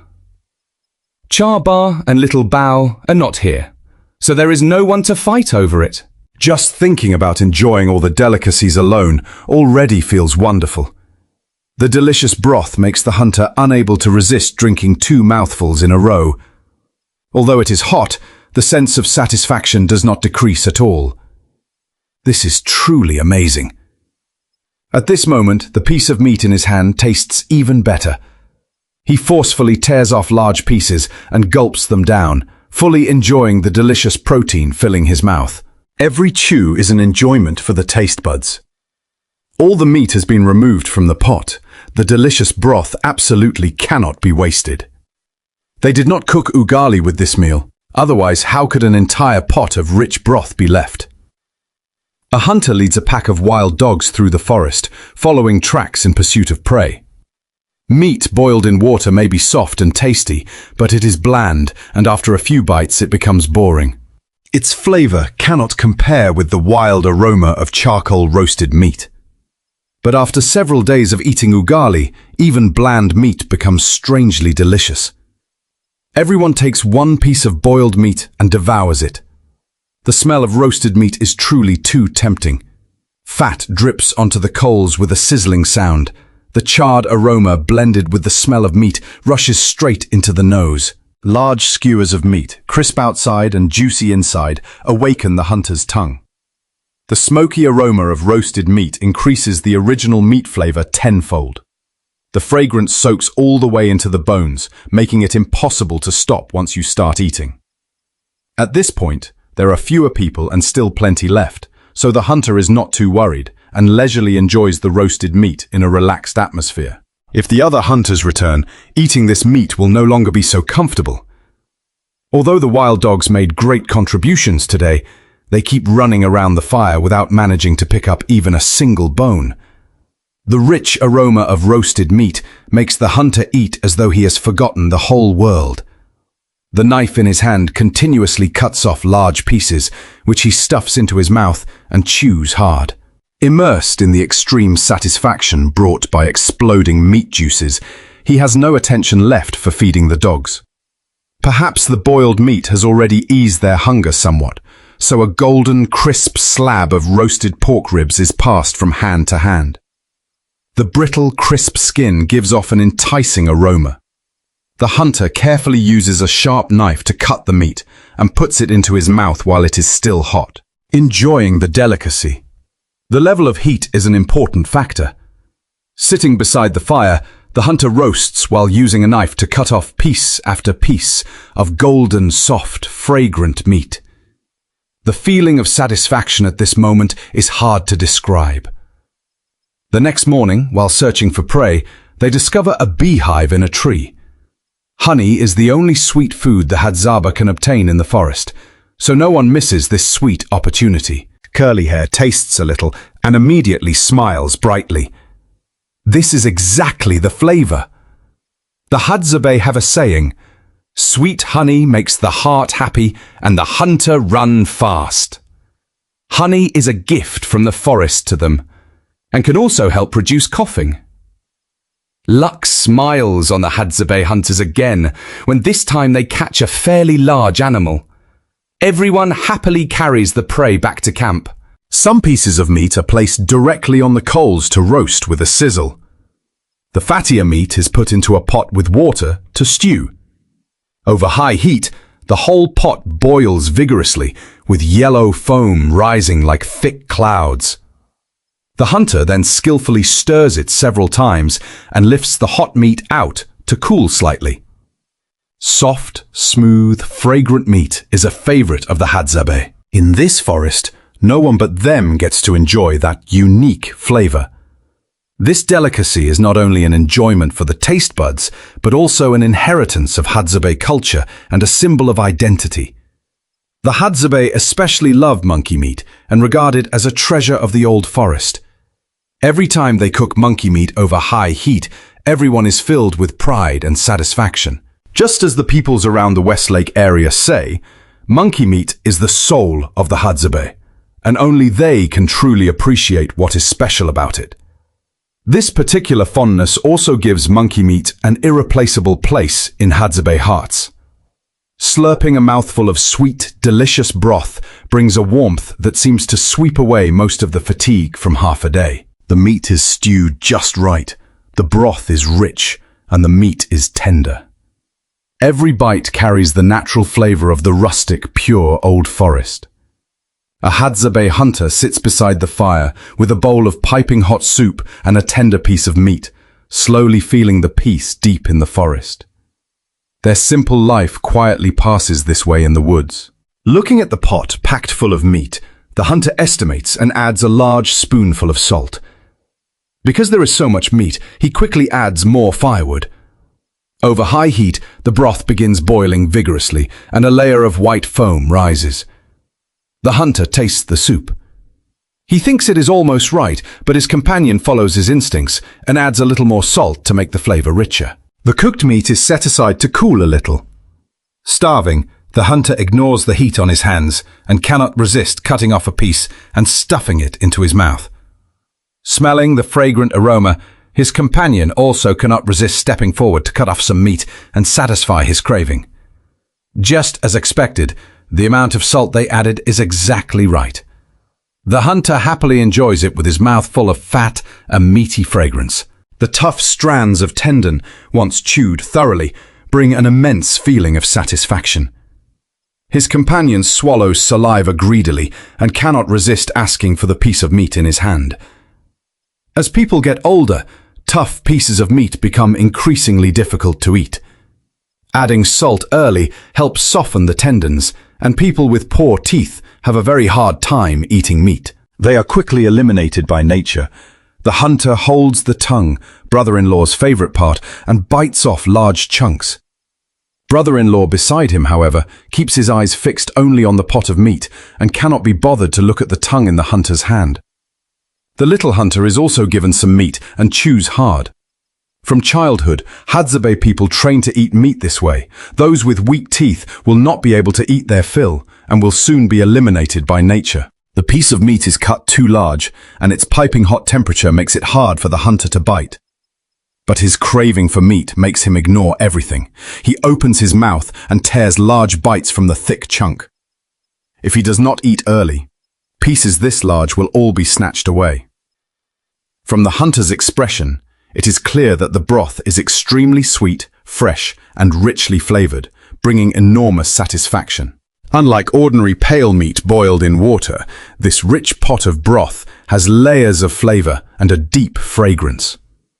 The hunter takes several mouthfuls in a row, completely intoxicated by the taste. Seeing his companion drink so happily, the hunter becomes slightly unsure of himself. Is it really that delicious? He tastes it himself, and sure enough, the flavor is excellent. This hunt goes extremely smoothly. Everyone brings down the antelope without using too much strength. The leader is in a happy mood and immersed in pride. Losing concentration for a moment, he nearly falls on a hard rock. There is a small stream in the forest, an unusually favorable natural condition. Bees buzz back and forth along the bank, so there appears to be a hive nearby. The hunters stop and begin cleaning the antelope meat beside the stream. Water is easy to obtain, so when cooking the meat, they fill the pot completely. Bright red flames lick the bottom of the pot, and a large pot of meat quickly produces white foam. The hunter pays no attention to the floating bloody foam and thinks there is no need to bother skimming it away. What would be the point? He casually picks up a branch and gently stirs the pot so the meat cooks more evenly. The meat and internal organs continue simmering in the pot. Before long, the organs become firm. The hunters crowd around the pot, their noses filled with the intense aroma of internal organs. They truly cannot hold back any longer. Everyone thinks it is time to start eating. The whole group reaches in together and divides the entire pot of piping hot food. Aha! The young lamb meat is tender and juicy. Even without sprinkling salt, its natural sweetness spreads through the mouth and makes the hunters praise it endlessly. If they did not need to bring meat back to camp, he would want to eat much more. Since they have meat, the little scraps stuck to the ribs absolutely cannot be wasted. The hunter carefully gnaws and sucks each small bone, slowly savoring the flavor inside. The marrow in the large bones is even more tempting. The hunter calmly sucks on the bone fragments, trying to eat them as cleanly as possible. Comfortably enjoying this lavish meat meal beneath the cool shade of a tree is truly a wonderful pleasure. The little hunter is given a large piece of thigh meat from the prey. Although he is not tall, when it comes to eating meat, he is no worse than an adult hunter. Hadzabe children have an extremely strong ability to digest meat. These dishes of meat boiled in plain water need absolutely no garlic or onion for seasoning. In only a short while, he has eaten almost an entire large thigh. Children's teeth have an absolute advantage. Every bit of meat attached to the bone is gnawed completely clean. After eating their fill, the hunters go to the stream, bend down, and drink a bellyful of cool water. The cold water flows down their throats into their stomachs. Although they still have to walk for several hours before getting home, their stomachs are full now, so their steps become much lighter. Have you ever seen a meal that shocks you to the core while the people eating it are enjoying it completely? Rare meat, shared soup, every rule of hygiene broken, yet they still live healthily? This is the haunting yet extremely compelling survival life of the Hadzabe tribe. Working requires no thought. Some people are born skillful, while others have brains full of intestines. Turn around and take a few steps, and they are already stalking prey, repeatedly poking with branches while still deciding whether to steam it or make hot pot. Two hands shake wildly, frightening the prey so badly that it almost wets itself.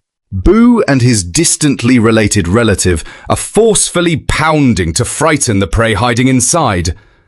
Suddenly, the prey shoots out and weaves between the tree trunks. The black man draws his bow and hits it with one shot. The small squirrel is quickly brought down. The younger brother fires another shot, never missing. A sparrow is caught as well. The whole group reaches a mud puddle, bends down and gulps the water. The water contains many trace elements. One mouthful cures constipation. Another mouthful and it is all over. After the three men replenish themselves, they continue hunting. When it comes to hunting, you still have to watch the younger brother. With nothing more than his foul breath, he sends off the struggling bird and then hangs it on his waist as decoration, looking very cool. At this point, the black man goes to steal sweet potatoes from someone else's field.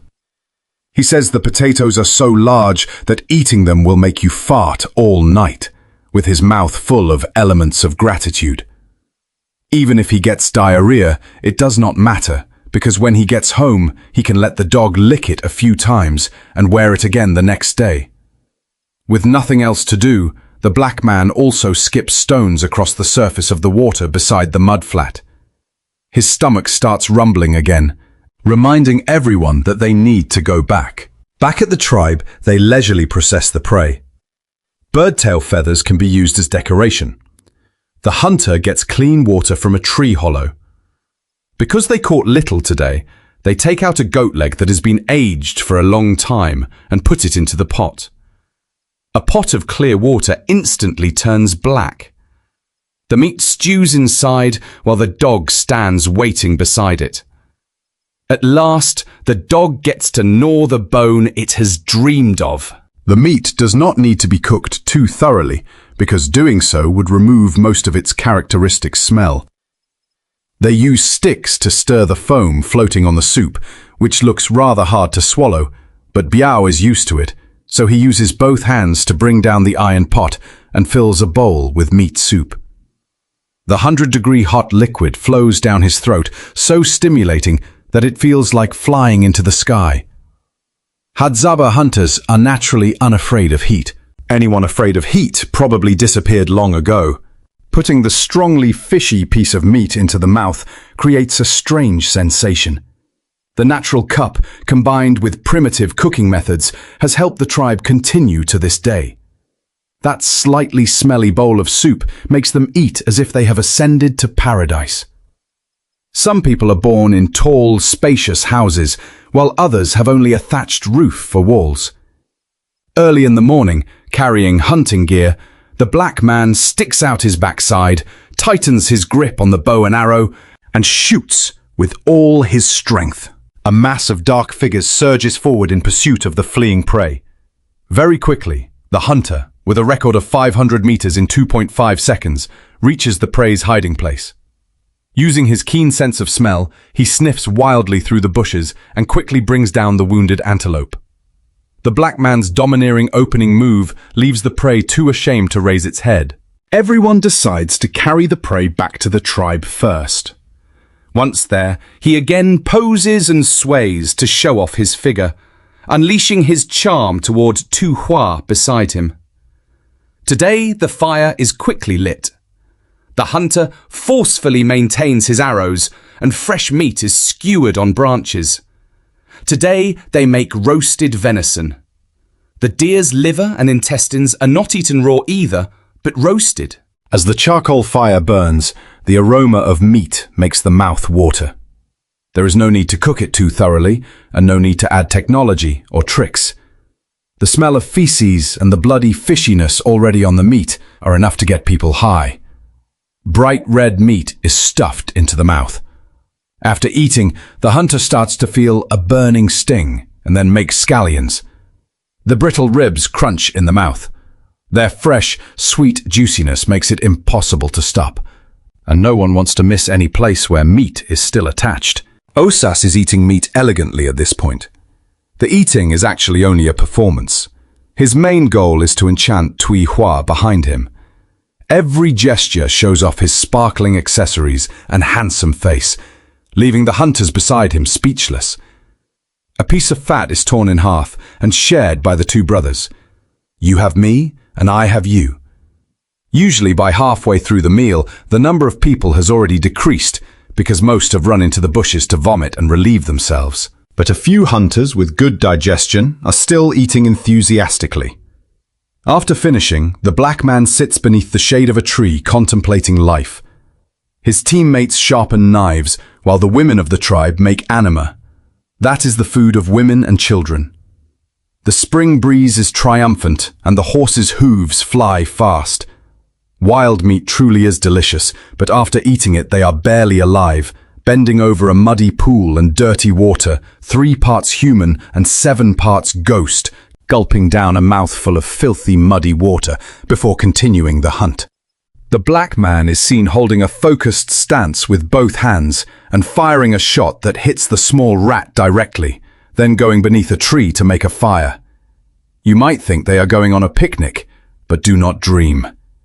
Taking advantage of the worker bees being away collecting nectar, the hunter raises his devilish hand and clears out their nest.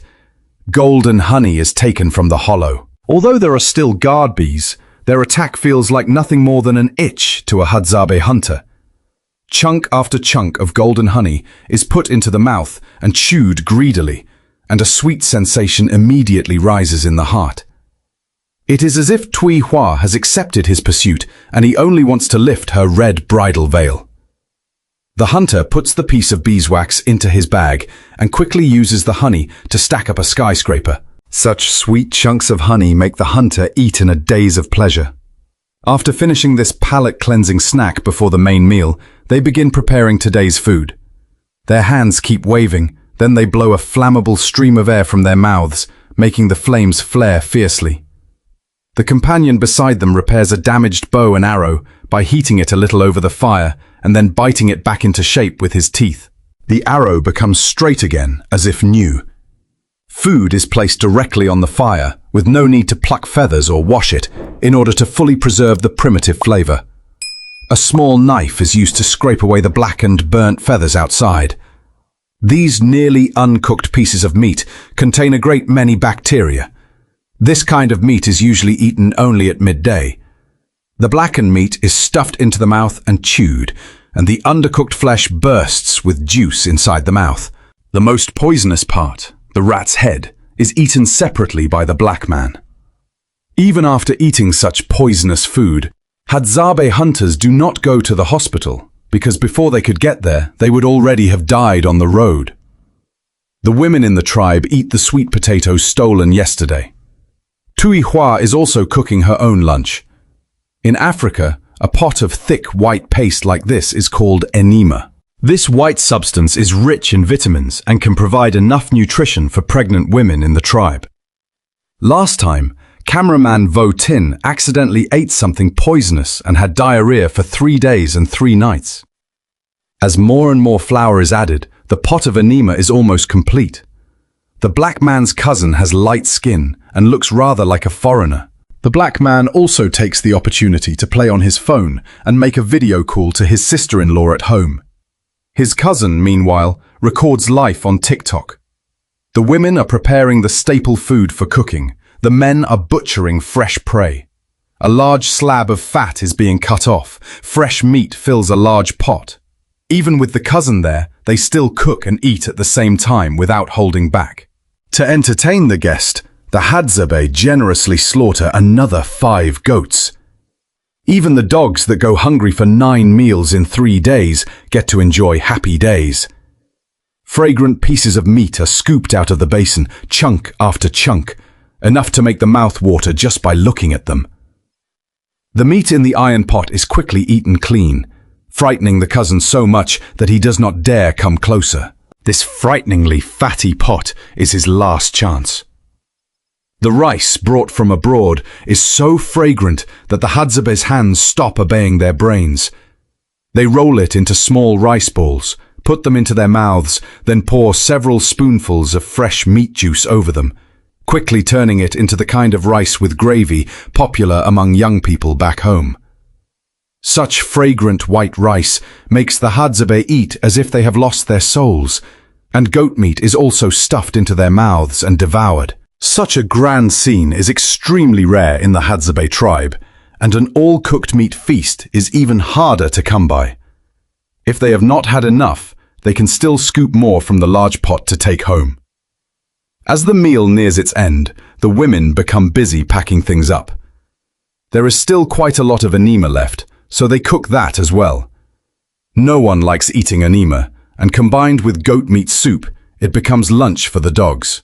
Afterward, the Hadzabe even dance happily, warmly welcoming the cousin who has come from far away. The black man's group takes the cousin out to experience hunting life. The cousin also acts as cameraman, recording this hunt. The black man fires one arrow into the air, then another arrow shoots out. The whole group immediately switches into sprint mode, after which the black man climbs a tree to catch the prey. The men lift the prey up. This awkward posture leaves the prey completely limp. Its two legs do not dare look at the camera. The hunter carries the prey on his back without letting its feet touch the ground, afraid it will become tired on the journey back to the tribe. Once they arrive, they light a fire, but the animal being killed changes again into a large wild boar. When you eat someone else's food, your mouth becomes soft and your hands weak. As the wild boar is cut apart step by step, today's Hadzabe life also comes to an end.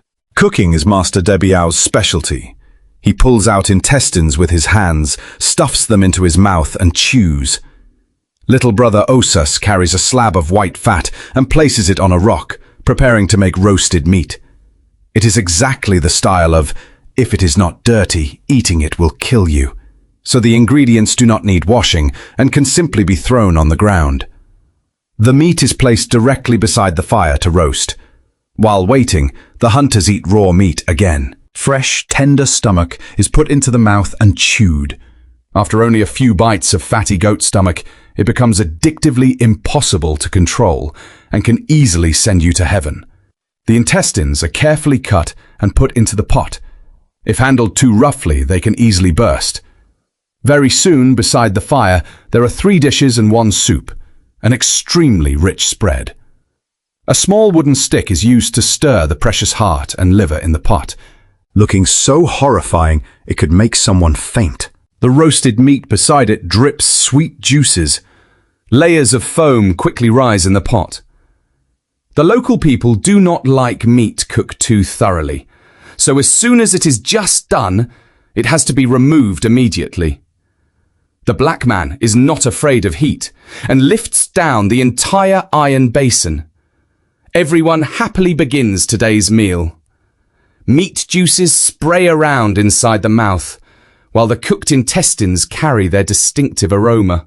The meat is elevated on the taste buds. An ordinary person could solve years of constipation after eating 2 or 3 bites. The black man grabs intestines as though eating noodles and stuffs them straight into his mouth, making the cameraman exclaim that it is truly horrifying. Unseasoned meat put into the mouth has nothing but the smell of feces and fishiness. Besides meat and roasted skewers, everyone also cooks a whole pot of enema as the staple food.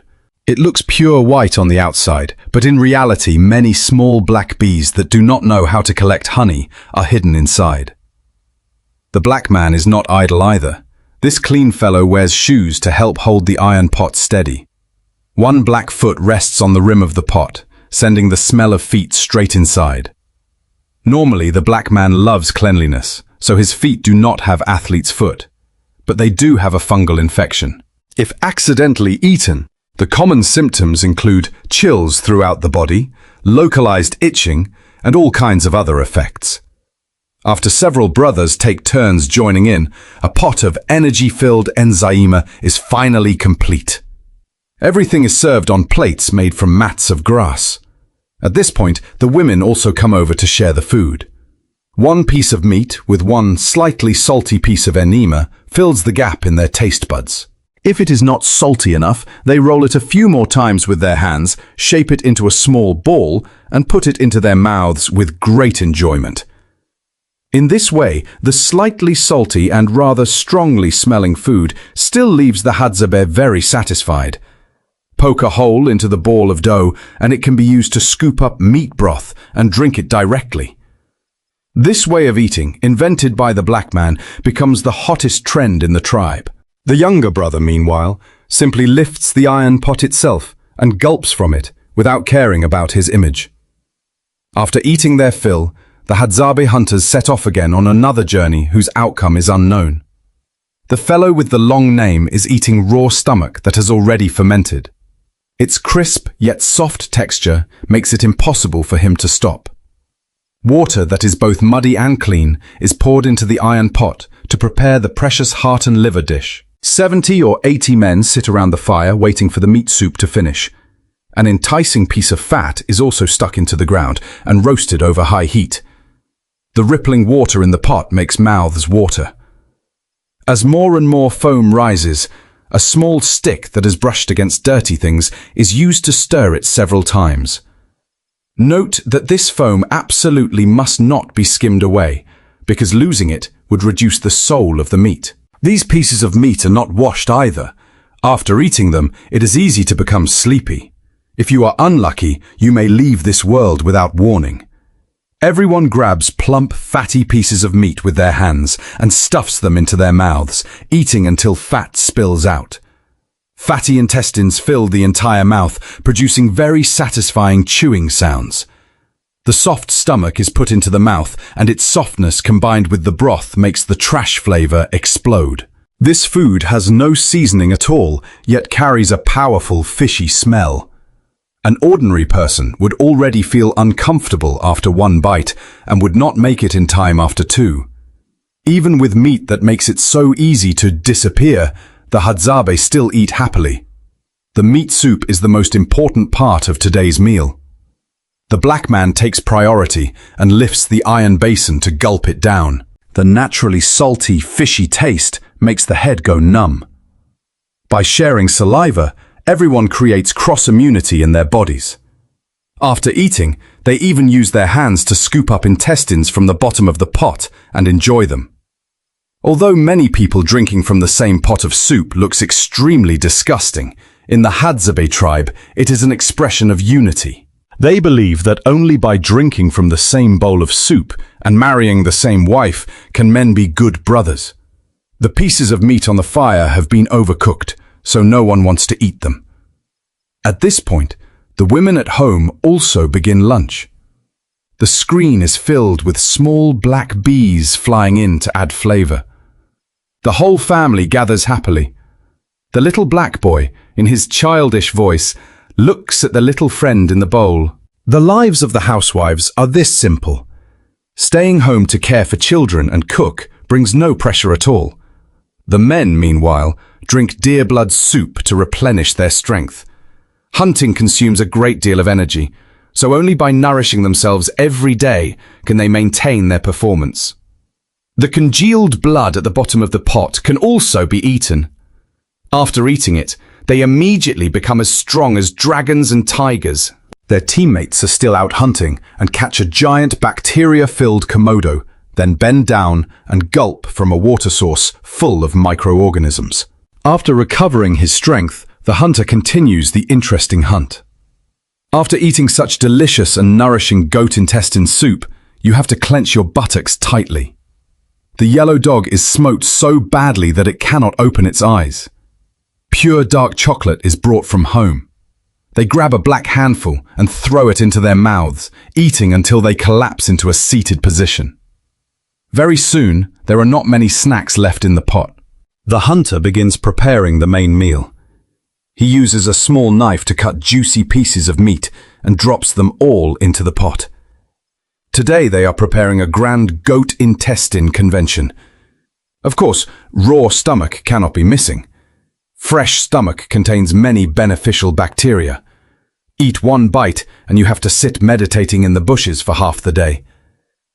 Goat liver is the Hadzabe's second greatest delicacy.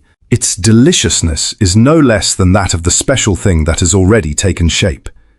The faint sweetness makes the black man feel sweetness all day. It has not been washed with water at all, so the original flavor remains inside. A large basin of water is poured into the pot, which is placed over the fire to cook. The delicious goat head is also placed beside it to be smoked. The snow-white goat tail fat looks very appealing. Even if they do not eat it raw, they roast it over the fire. Before the soup has even finished cooking, the black man grabs the goat head and gnaws it wildly. Meat juices drip onto the ground, making the hunters stir with excitement. As more and more foam appears in the pot, lunch is almost ready to begin. A pair of iron hands casually lifts the pot down. The piece of fat covered with blood vessels and sinew is claimed by the black man to eat first. Its chewy, crisp texture makes him praise it endlessly. The younger brother behaves more elegantly, taking the meat out onto a leaf plate to cool before eating. The fatty piece of meat is extremely satisfying. Different internal organs are laid out on the grass. White cartilage is the hunter's favorite part. Hard bones effectively train the jaw muscles, making them look full of charm. The hunter's smacking chewing sounds make the cameraman's stomach growl with hunger as well. Meat soup, together with a mouthful of meat, is the happiest moment. As instinct rises, they lift the entire iron basin and gulp from it. The hunter greedily scoops soup with a spoon and even wants to fish up the meat from the bottom. They pay no attention to one another's saliva. After drinking directly, they use bowls to scoop more soup, and bacteria carried by exchanged saliva form a stable cycle inside their bodies. After eating their fill, they also bring the remaining goat legs back to the tribe to supplement the children's nutrition. If the sky is clear, the old hunter does not even need to run while hunting. With several dogs making trouble beside him, these large underground rats are today's prey for the Hadzabe hunter. After searching all morning, the men have their hands full with catches. News of their achievements keeps coming. Today they have to wipe out all these harmful rats.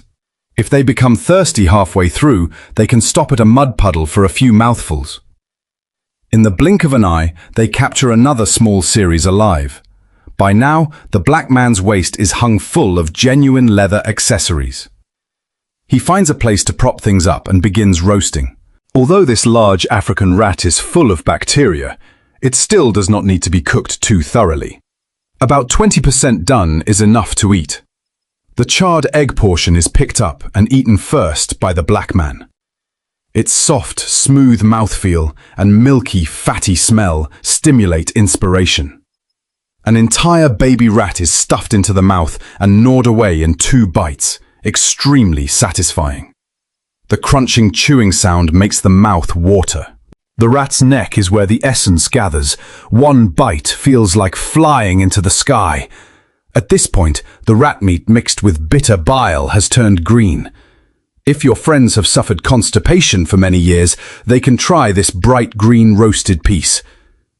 The women, meanwhile, are at a small stream collecting spring water for daily use.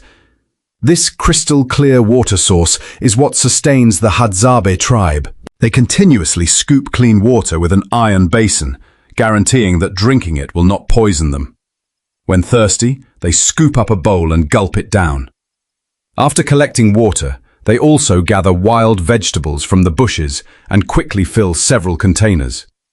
They are nearly finished, and the women begin a sensitive scene.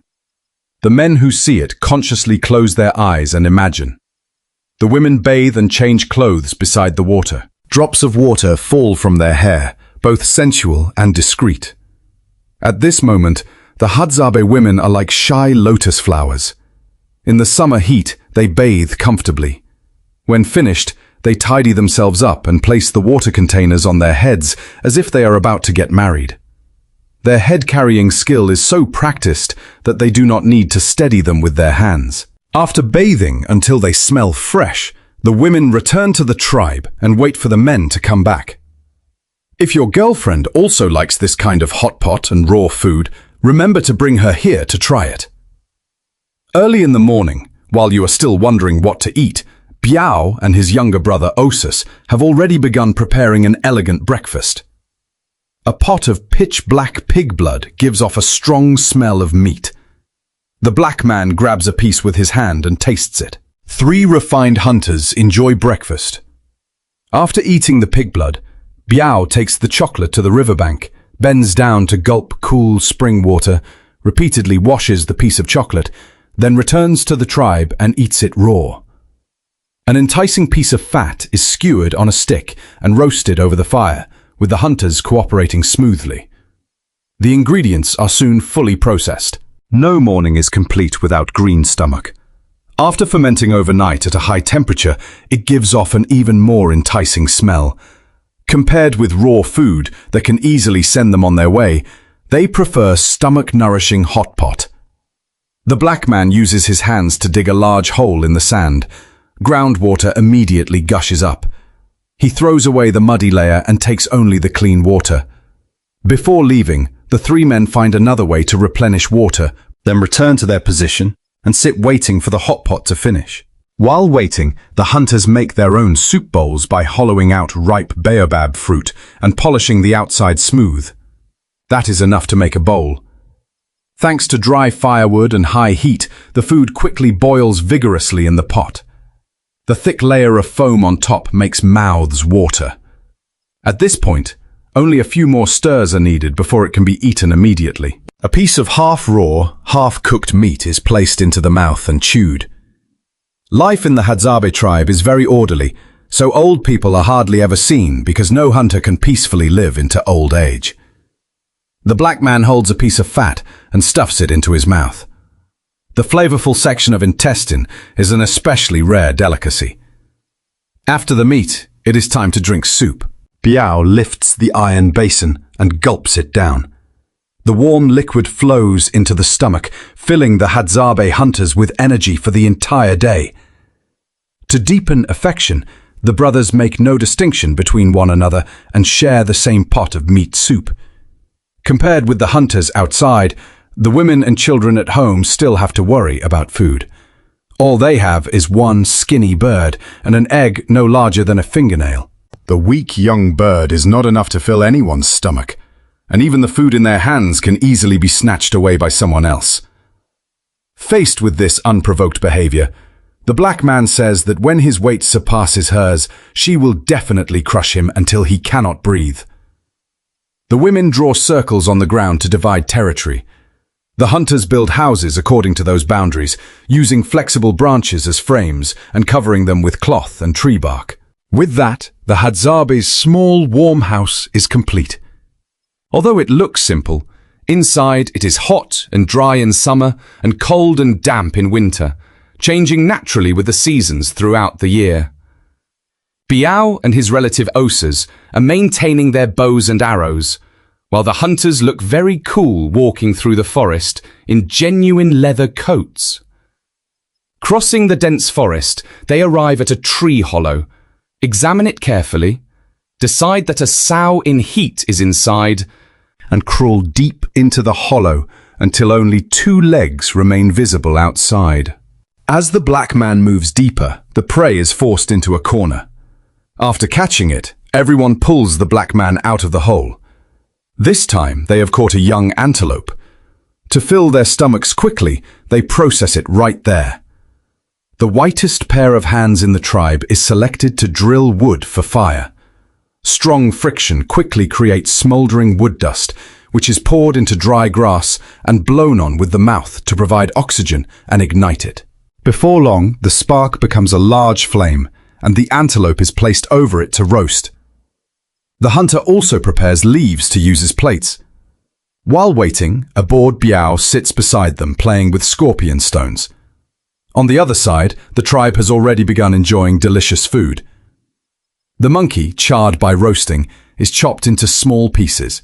An entire monkey leg is torn off and devoured. The hunters roast and eat at the same time, swallowing everything whether it is cooked or not. Undercooked meat entering the stomach does not require a hospital visit. They only need to vomit and have diarrhea for a few days before a Hadzabe hunter's body recovers to normal. Chewy monkey intestines are put into the mouth and enjoyed with eyes closed and careful chewing. That flavor of fate spreads through the mouth, creating a powerful sensation, but it does not affect their appetite because their mouths are like natural cesspits. The women of the tribe eat more healthily.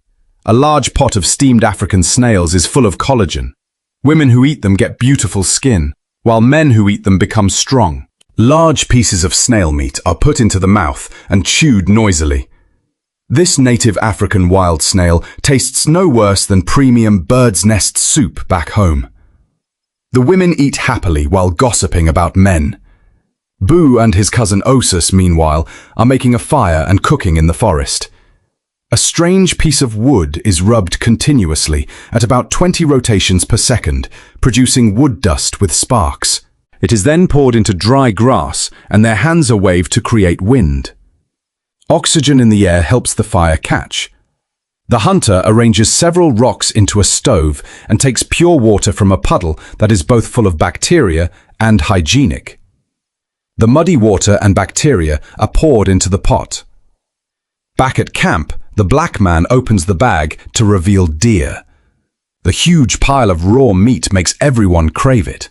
But because the cameraman is present, they dare only cut off one piece of cow stomach to satisfy the craving, putting the rest into the pot to cook. Some people do not care about their image and eat while being filmed. Green foam rises in the pot. One look tells you that the thick green substance is an unfinished specialty. They stir it quickly with a wooden stick so it does not stick to the pot, and so the meat liquid turns into a normal brown color. The black man stands beside it cooking carefully. The other hunters make wooden bowls by hollowing out ripe baobab fruit. Just like that, they have a cute little bowl. The black man uses his iron hands to lift down the pot. A temperature of more than 200 degrees looks like an ordinary temperature to them. Today they abandon their rough eating habits and use wooden bowls to scoop soup. But their primitive instincts still cannot be controlled, and they hurriedly grab meat and stuff it into their mouths. Premium ingredients are usually cooked in the simplest way, making everyone eat until their mouths are full of grease and they cannot stop. A pot of meat soup this delicious is clearly not enough for 10 people. In the end, the black man cannot stand it anymore, lifts the entire basin and gulps from it. His cousin is not embarrassed either and picks it up to gulp after him. Eating by slurping from the same pot like this helps exchange saliva and spread viruses. Even so, no one in the tribe is sick because all those who became sick have already died. At this point, on the other side of the tribe, the clean women are washing an iron pot. Their food is a pile of cassava flour on the ground that looks unhygienic and in fact is not clean either. They grab the flour, put it into the pot and stir quickly. Very soon it becomes a thick white soup. It looks like soy milk back home. The more flour they add, the thicker the liquid becomes until it turns into a white paste. In fact, many desserts in bakeries back home also use similar ingredients. Before eating, the woman even uses a cloth to wipe her mouth. Compared with their unhygienic style, it is truly like a blind Snow White falling in love with a tramp. The pig stops to root through the young greens. The only thing that does not change is that the women still eat with their hands. The lump of white dough is eaten with a homemade soul dipping sauce. Grab a handful and put it in your mouth, and it melts immediately. In Africa, cassava flour also has the effect of brightening the skin, so women really like this convenient and nutritious food. The man calling out to the black man in front of us is Biao's cousin named Osas. They had originally agreed to go hunting together, but at this moment he is hiding in the bushes, relieving himself. Afterward, he sets out with the entire pack of dogs. Without hunting dogs, Hadzabe hunters might go their whole lives without knowing that prey is hidden in cracks like this.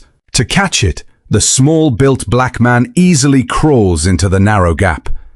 Looking at the wound on the prey, it is clear that the black man has just savagely bitten it with his mouth. But one animal like this is obviously not enough for the whole group. When the cousin fires an arrow, the hungry dogs immediately rush in. The scene becomes chaotic. The prey, already barely alive, immediately dies completely. The hunter does not dare step forward to interfere because he could be bitten badly enough to tear his flesh. Only after the dogs have eaten their fill does he dare retrieve what remains. After eating, the dogs become even more aggressive and continue surrounding a lone rat on the grass. The black man's sea of dogs tactic quickly brings the prey under control.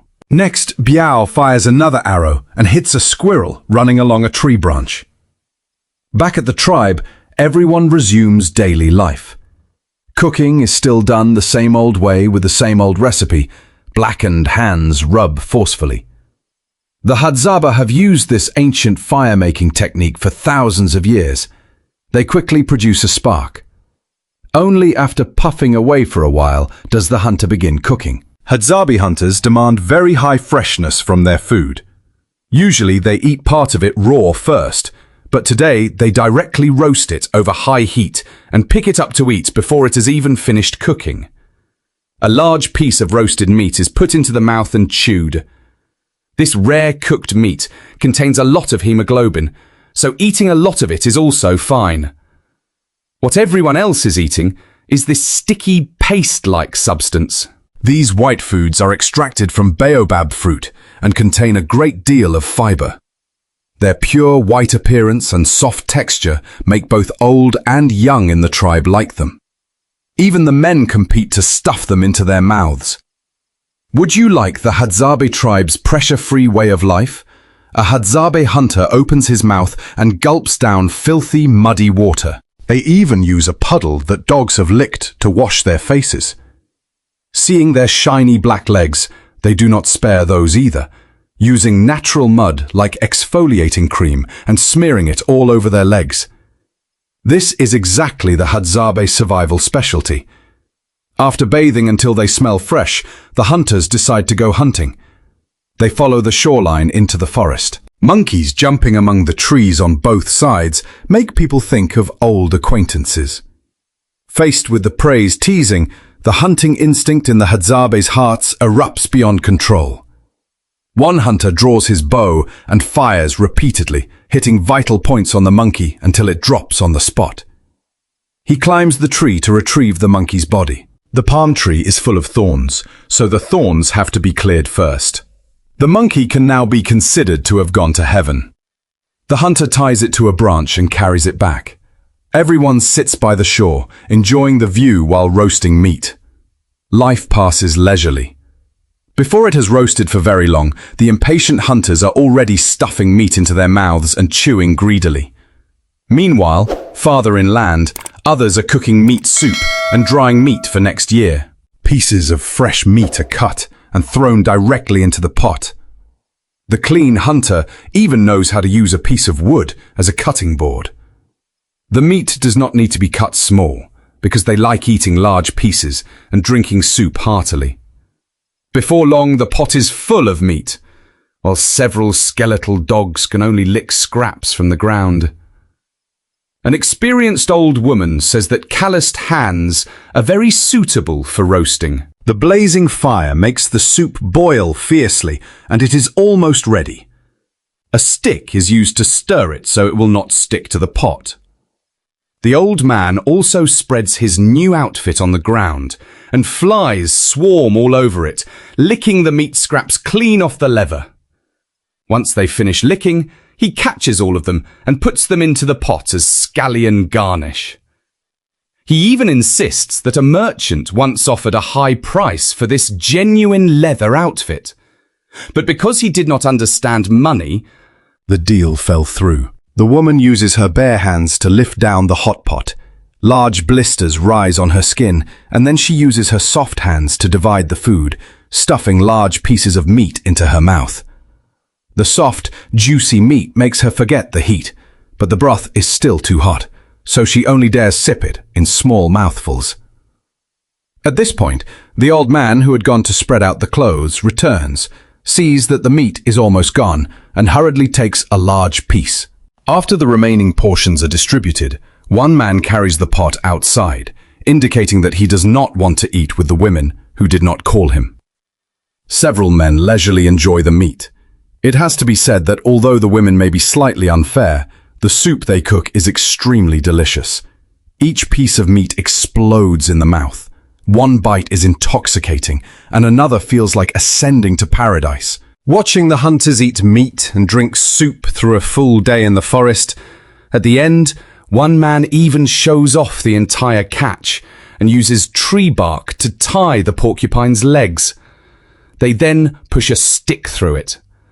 This contrasting way of tying it is hard to look at without feeling something. The two brothers carry the prey back to the tribe, one in front and one behind. Sharp quills pierce the hunter's skin, but he feels no pain. Duma even finds the pressure rather pleasant. Back at the shelter, the hunters pull out all the visible quills. These sturdy quills are regarded as treasures by the Hadzabe and are soaked in alcohol. They can clear heat and detoxify, treat weak kidneys, and have many other uses. B's cousin Wenosasi is also one of the beneficiaries. Under the hunter's lightning-fast hands, the porcupine's entire armor is plucked clean. They then use the back of Rao to scrape away the old mud on the skin. Their movements are highly practiced. They quickly process the prey, cut it into pieces, and prepare to roast it. One by one, the fresh pieces of meat are placed over the fire. No seasoning is needed because Hadzabe hunters like only the original taste of the meat. If someone secretly adds a little salt, they do not like eating it. As time passes, the bright red meat becomes charred and crisp on the outside while still releasing sweet juices inside. The black man salivates as he slices the meat with a small knife, cuts off a piece that is not fully cooked, and puts it into his mouth to chew. Layers of flavor explode on the tip of the tongue. Whole meat skewers are the old man's signature dish. He cuts some off and shares it with the hunters beside him. Meanwhile, the woman prepares a pot of cooling tea to relieve the heat. Dried tea leaves are placed into the pot to wait for boiling. A handful of green leaves serves as the vegetable for lunch. These green leaves are the Hadzabe's vegetables. But this special vegetable dish is liked only by the women of the tribe because the men, accustomed to eating raw meat, eat everything like wild people. Hadzabe hunters do not have the habit of rendering fat like modern people, so the vegetables are simply blanched in the pot. They boil until the leaves are completely soft, then stir quickly with a wooden stick. With that, the light boiled vegetable dish everyone likes is finished. The main lunch dish is fairly simple, usually cassava flour porridge. This white flour contains a great many bacteria. After eating it, one becomes thin immediately, helping maintain a slender figure. That is why every woman in the Hadzabe tribe looks as fresh as a university student. After adding enough pounded cassava flour, a few stirs with a wooden stick are enough before today's meal can be enjoyed. Even though the prey is dead, it still seems to want to show off. The hunter skillfully tears off the tail of the wildcat. Biao tells us that such beautiful fur is very suitable for making a hat. Put on this leopard cat hat and you look incredibly cool, immediately becoming the most eye-catching person in the tribe. The tailless prey is then placed over the fire to roast. After roasting over dry wood and high heat, the surface becomes blackened. They gather a few strands of wild grass from the ground to use as a plate. The skeletal yellow dog stares longingly. Fortunately, today it is given some food too. This wild leopard cat tastes almost like a domesticated tiger. The meat does not need to be cooked too thoroughly. Meat still carrying a little blood is what preserves the original flavor. The hunter tears off a piece of roasted meat and gives it to the black man. But as the group leader, the old man cannot eat raw meat in front of the camera, so he throws it back into the fire to roast longer. The person beside him is afraid that eating it will cause diarrhea or poisoning, but the ox-like constitution of Hadzabe hunters allows them to pass through the gates of death again and again. They only need a night's sleep and can go hunting normally the next day. The black man holds half a roasted cat and acts very polite in front of the camera. At the same time, out on the savannah, other Hadzabe are panting heavily because an antelope weighing 7,800 kilograms is being restrained by 4 men. Although they are normally very enduring, even they struggle against absolute strength. The 4 men stagger as they carry the antelope back to the tribe and begin butchering it, showing that this meal has not come easily. The leader calls over the 2 best cooks in the tribe, while the women are smashing baobab fruit. In such a bare environment, whether clean or dirty, anything that flies past gets smashed flat. These fruits are the Hadzabe's stored food. Only when they fail to catch prey do they eat this low-nutrition food to stave off hunger. They use a discarded water bottle, add water, and mix it to drink. The taste is like low-quality powdered milk. Although Africa has fertile land, the hunters' laziness keeps them backward forever. Simple tree houses like these are their homes. Everything is completely natural. Inside there is nothing you like, such as a refrigerator or air conditioner. One shot is enough, and the prey immediately goes down. Once brought home, star anise is added, and it is cooked. Even the monkey would tear up hearing this. Back at the tribe, the hunter uses primitive strength to drill wood and make fire. Strong friction quickly ignites the sawdust. The monkey lies stretched out on the ground as if asleep. Out in the forest, they casually cut trees and gather branches. Tree sap itself becomes the Hadzabe hunter's plate. At this point, the monkey's genuine leather coat is burned black by the fierce flames. The tender pieces continue roasting over the fire and still do not need to be fully cooked. After eating, you might get poisoned 250, or at worst, become a handful of yellow earth. Anyone too impatient to bring the prey back will end up just like the cameraman. As time passes, the pieces of meat roasted to 2.5 parts doneness are finally ready to eat. A large monkey thigh is put into the mouth and gnawed. The crisp outside combined with the rich charcoal aroma makes the hunter eat until his mouth is full of grease, biting even the monkey skin and swallowing it in one go as if entering heaven. Adding no seasoning at all is basic respect for food. The hunters divide the monkey among themselves and leisurely enjoy lunch. Meanwhile, the women of the tribe also cook their own simple meal. Several fruits roasted until black are their food. They never complain that the men do not bring meat back, because they believe staying home, eating vegetarian food, and caring for children are women's work. The fibrous fruit rind is put into the mouth, chewed, and sucked for the sweetness inside. This way of eating is like chewing sugarcane. This is what a simple but somewhat hungry day looks like for Hadzabe women. The hunters sit trembling beside the fire, while skulls hanging from trees look terrifying. The new cameraman finally endures the night, then takes the dogs out hunting. The Hadzabe are born with sharp eyesight and a sense of smell even keener than a dog's. An arrow fired from beneath a tree immediately brings a small monkey into the hunter's hands. They tie the monkey in front of Biao's stomach, making him the most eye-catching person around. Water is scarce in Africa, and the only source near the tribe is muddy. They grow up drinking water full of bacteria like this. For thousands of years, the tribe has valued unity. Occasionally, they even catch small sparrows. The Hadzabe are also good at imitating the calls of many kinds of animals. This is another important method that helps them catch prey.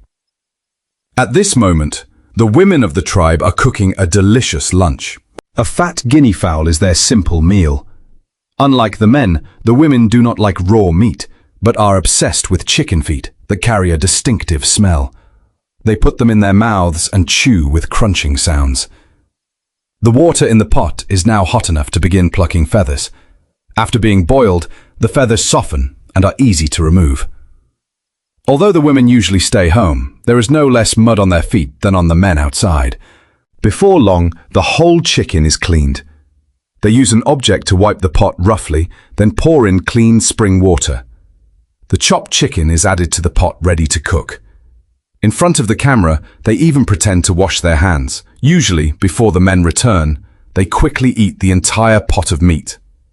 It looks as though the men are working hard hunting, but in reality, they are having fun as if they were at a hair salon. They use desert rose bark as a foaming agent, pound it with a stone, and put it into a prepared water bottle to make homemade shampoo. They spread it evenly over the hair, then use a small Swiss-style knife to shave back and forth. The hunter's curly hair is shaved clean this way. At this moment, he cannot move, otherwise he will have to host a feast when he gets home. The barber works very skillfully, makes both sides the same, and the final result surprises everyone. This dirty, bowl-cut hairstyle launches an African fashion trend and is certain to make countless girls fall in love when he goes out. Finally, they apply desert rose branches to the scalp to disinfect it. The Hadzabe hunter's first visit to a hair salon ends perfectly. Although the hunter never learns to read in his entire life, he still lives happily. They use a bow to shoot down the wounded monkey. Before dying, the monkey lets out one final cry. Biao and his cousin are starving, so they immediately take it to roast. Large pieces of meat are put into the mouth and chewed greedily. They eat enthusiastically, and without something raw, the meal seems to lack flavor. The soft, smooth monkey intestines remain the favorite. The black man especially loves this dish, and a feeling of satisfaction immediately hits him after eating it. It looks round like taro, but it is actually monkey head mushroom. Besides roasted meat that can easily send the bowels running, the Hadzabe also like nutrient-rich wild fruit. They squeeze a handful and stuff it directly into their mouths. You would think this sweet and sour fruit looks non-poisonous, but in fact it is electrically poisonous. One greedy person picks and eats directly beneath the tree. By tonight, he will probably be finished too. The black man climbs a large tree to pursue isolated prey.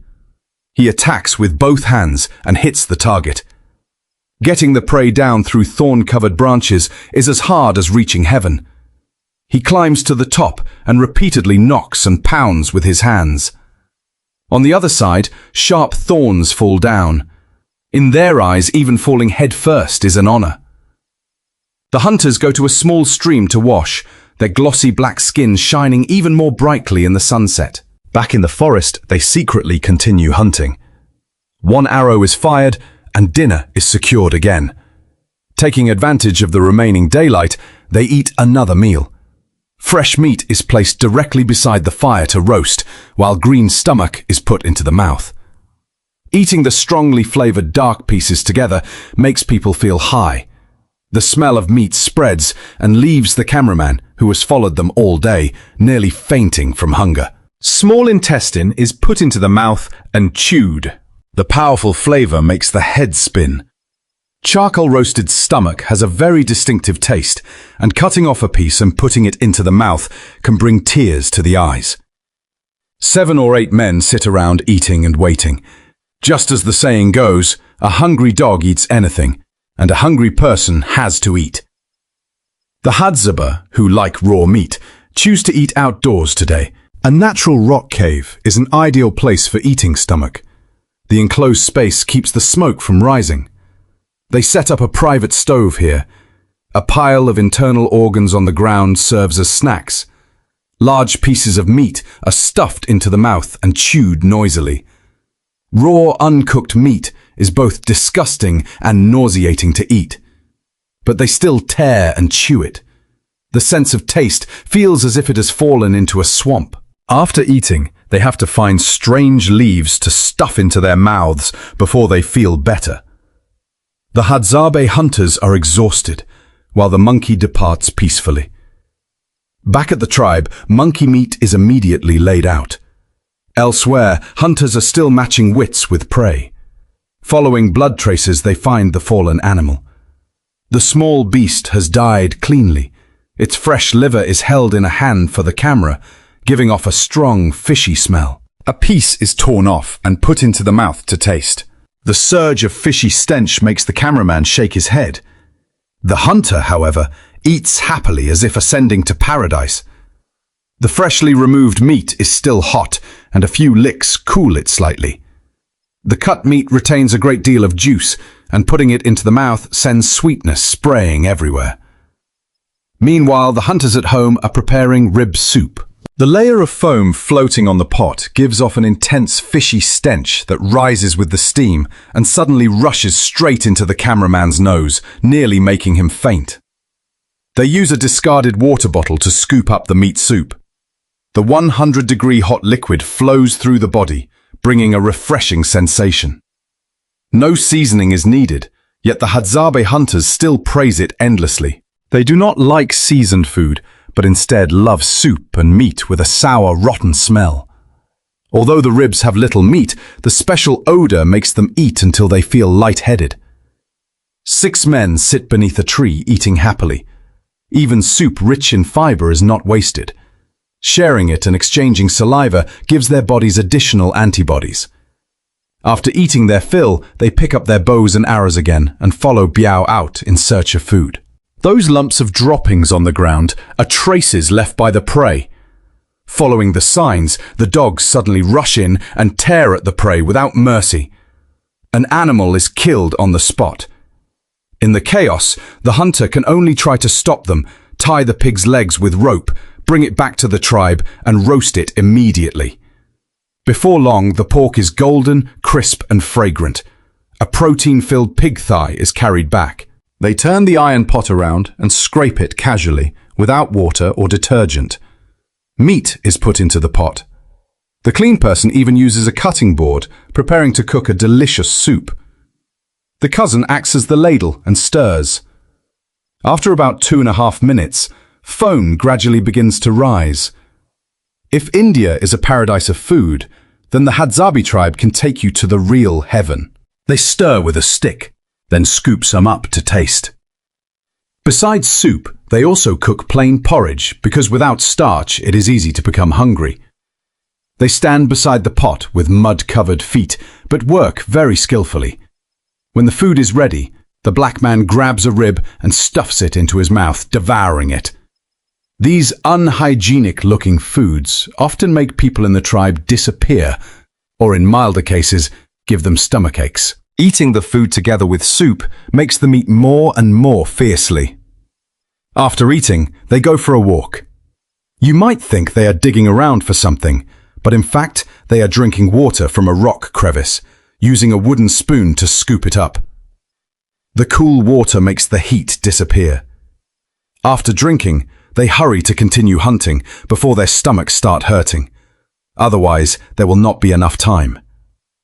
They poke branches into cracks between rocks and suddenly give chase, eventually catching a small rat in the grass. For dinner, they can only eat a little low-nutrition da fruit to get by.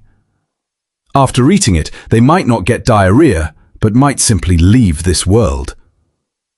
They bend down and smell the prey's traces on the ground to determine its direction.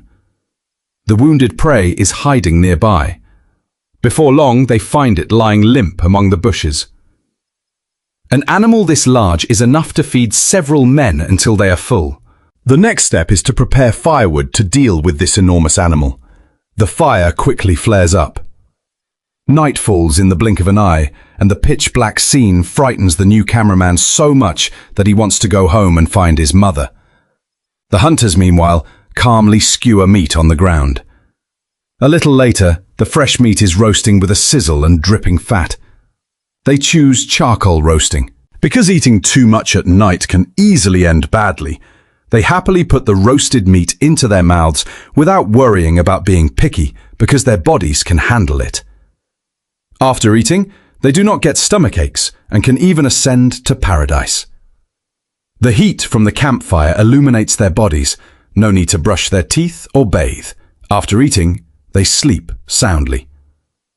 The fatty layer makes people gain weight, while fresh meat only needs to be roasted until light pink before it can be eaten. The two brothers display their wild instincts in front of the camera. Although this primitive roasting style is a little frightening, they still eat very happily. The full moon in the sky makes the atmosphere even more eerie. Duma even tells the cameraman werewolf ghost stories. They talk while eating. The freshest pieces of meat are hidden away to be eaten privately, full of bloody colour. After eating, it feels as though one foot has already stepped halfway into the grave. Use everything.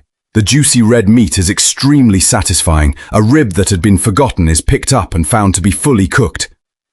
The hunter looks at it for a moment and then throws it back into the fire because they do not like meat that is completely done. The Hadzabe carry the remaining meat through the dark forest, their black silhouettes blending into the night. Today is dog meat day for Biao and his distant relative. After gathering firewood, the two brothers go to a mud pool to get water. They dig the sand with their hands and clear water appears. This natural water source contains no microorganisms, only viruses.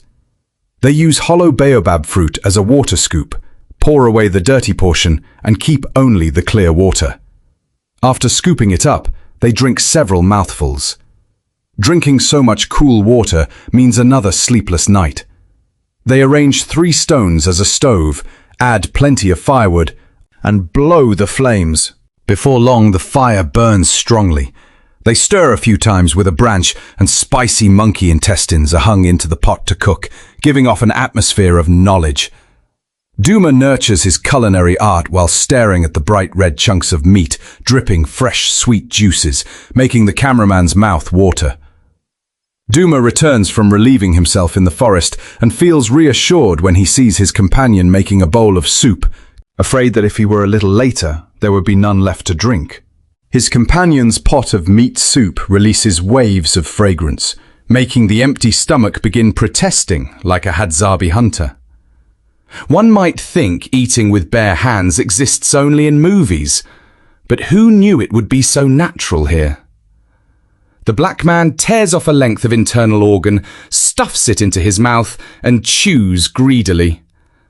Its mellow flavour spreads throughout his mouth. The pressure-filled lengths of intestine are their favourite food. After saying that, the black man continues eating. The pressure-filled thing explodes in his mouth, and from then on an indescribable smell lingers in his mouth for the entire month. Fragrant, fatty intestines attract the hunters. A stomach covered in green fluid is stuffed into the mouth and chewed. From their expressions, it is clear that cooked meat is not as delicious as eating it raw. The throat is soft and smooth, rich in protein. One bite sends cholesterol soaring. Pig intestines. The old hunter nearly cleans out the entire pot of colon. It looks a little disgusting, but they eat until their mouths are full of grease. The large throat section is a rare item. They cut it apart with a bow and arrow and put it into the mouth to bite and tear. In their eyes, a heart this large makes children healthy and old people live longer. There is not much meat left. Using the bowl they have just made, they scoop up meat broth and take a mouthful, floating like an immortal. Another mouthful feels like flying into the sky, as if lying in the realm of the immortals. The hunters pass half the day leisurely, with 1 bite of meat and 1 mouthful of soup. Having thoroughly enjoyed himself, the black man lifts the iron basin and gulps it down. The 3 brothers share it and gulp in turn. The nearly dry meat at the bottom of the pot is the essence of the soup. Just take 1 piece and boil it in water, and a rich, meaty flavour comes out. Even after eating, they still pick scraps of meat from the bottom. Wasting nothing is an ancestral teaching engraved into the Hadzabe's bones. After eating, the 3 brothers go back to the mudflat to drink spring water. The 3 Swan brothers once again become brothers who will live and die together. Save me, save me. They are already out hunting early in the morning. An arrow shoots through the clouds and legs seem to fly as they rush to catch the prey. When they meet again, they fire several more shots. The monkey says, "Bye-bye," on the spot. A young monkey is taken into the black man's hands. After 5 or 6 waves of concentrated attacks, the prey's anus is full of arrows. The hunters chat while walking. The black man's keen sense of smell discovers something new again. He sneaks beneath a tree and, without saying a word, fires an arrow into the branch. After an exchange between the ground and the tree, Bo still decides to climb up and invite the prey down. Another monkey is covered in arrows. One throw from high above sends it falling straight down. After collecting their bows and arrows, they prepare to return to the tribe. When they arrive, the starving hunters immediately grab grass and start making a fire. Their hands keep rubbing, their hearts keep praying, and they dance while trembling like flower branches. After a series of movements, the fire finally flares up. A person may be made of iron, but after missing one meal, the stomach still goes flat. In the daily life of Hadzabe hunters, this is indispensable. The prey is placed directly on the fire to roast, without any special processing. The outside becomes charred and fragrant, while the inside remains completely fresh. They seize the best moment and swallow it into their stomachs. Today, the yellow dog also gets a monkey intestine, as long as an entire arm. The small intestine is strung together and prepared for roasting. They lick it first to keep others from stealing it, then stuff the meat into their mouths. It tastes so good that their toes curl, making the Hadzabe hunters praise it endlessly. Even the scalp is a delicacy. They stuff it into their mouths and chew hard. The rich layer of fat explodes on the taste buds. The tail section is too hard and cannot be bitten through no matter how long they try. The black man helps by chewing it first. The man called the African black mamba quickly separates the tail, and even the sweat on his hands adds extra flavor. The still hungry dog smells the distinctive stench of the crushed bag on the ground, and not a single Hadzabe person passes it by. After eating, the black man even wipes his knife with leaves. Behind him, someone is setting up an observation blind. Other hunters are also on their way back to the tribe, carrying a monkey. Carrying it this way is not for show, but because the Hadzabe tribe has been united and loving for thousands of years, following the principle that if there is meat, everyone eats together. If there is poison, everyone dies together. Heaven cannot defeat us. Before the age of 17, Biao once went to haul bananas. Now, hunting with the Hadzabe, one arrow hits 2 animals. Bo, his younger brother Osus, and the others carry 2 trophies and run back to the tribe. Just moments earlier, they were entwined in the forest, but unexpectedly in the next second, they were ambushed and caught by the hunters. The familiar pot is brought out, signaling that mealtime is approaching. The younger brother sharpens his knife in advance. The Hadzabe tribe has an incredibly cool skull collection. A large rock is set up as a stove together with an old iron pot. A bucket of Ganges river water from India is poured into the pot. Through the periodic table of elements, otherwise monotonous wild meat becomes rich and varied. Scoop up a bowl and take 2 sips, and tonight the black man is definitely on toilet duty. The impatient hunters begin to act. Because they did not prepare small twigs to start the fire, the flame goes out halfway through burning. With no other choice, they place the venison directly on the coals to roast. 2 seconds later, they stuff it straight into their mouths and chew greedily. The green substance remaining at the bottom of the pot makes people crave food again. The dogs behind also reveal hungry eyes. A stick once used to wipe a dog's backside is used to stir the pot several times, and a strong, meaty aroma immediately spreads, making everyone salivate. The younger brother is even standing in front of the camera, showing off his purple underwear. The meat and soup in the pot have been cooked until pitch black. The brown, burnt pieces look like a pair of smelly socks that have not been washed for 3 years. An ordinary person would freeze on the spot after only one taste. The stomach rumbles as a warning. The Hadzabe begin lunch. They tightly grip a piece of meat, stuff it into their mouths, and chew. While eating, they suck down broth, use sticks to stir the bones at the bottom of the pot, and conveniently train their iron hands. They use a knife to cut small pieces and put them into their mouths to enjoy. Several men stare fixedly at the pot of meat, afraid someone else will eat more. Because the fighting becomes too fierce, the younger brother simply carries the entire pot away. Only the three brothers remain sitting there, picking up scraps of meat. No one dares eat a large bone first, so they throw it onto a rock and then eat it. The broth slides down the throat gently like rain, immediately spreading a warm feeling. The black man takes the iron basin and begins enjoying it. A slight rotten smell becomes the perfect seasoning. There are also flies in the soup, providing extra protein. The younger brother drinks the soup without hesitation, and the amount of bacteria in his body is no less than his older brother's.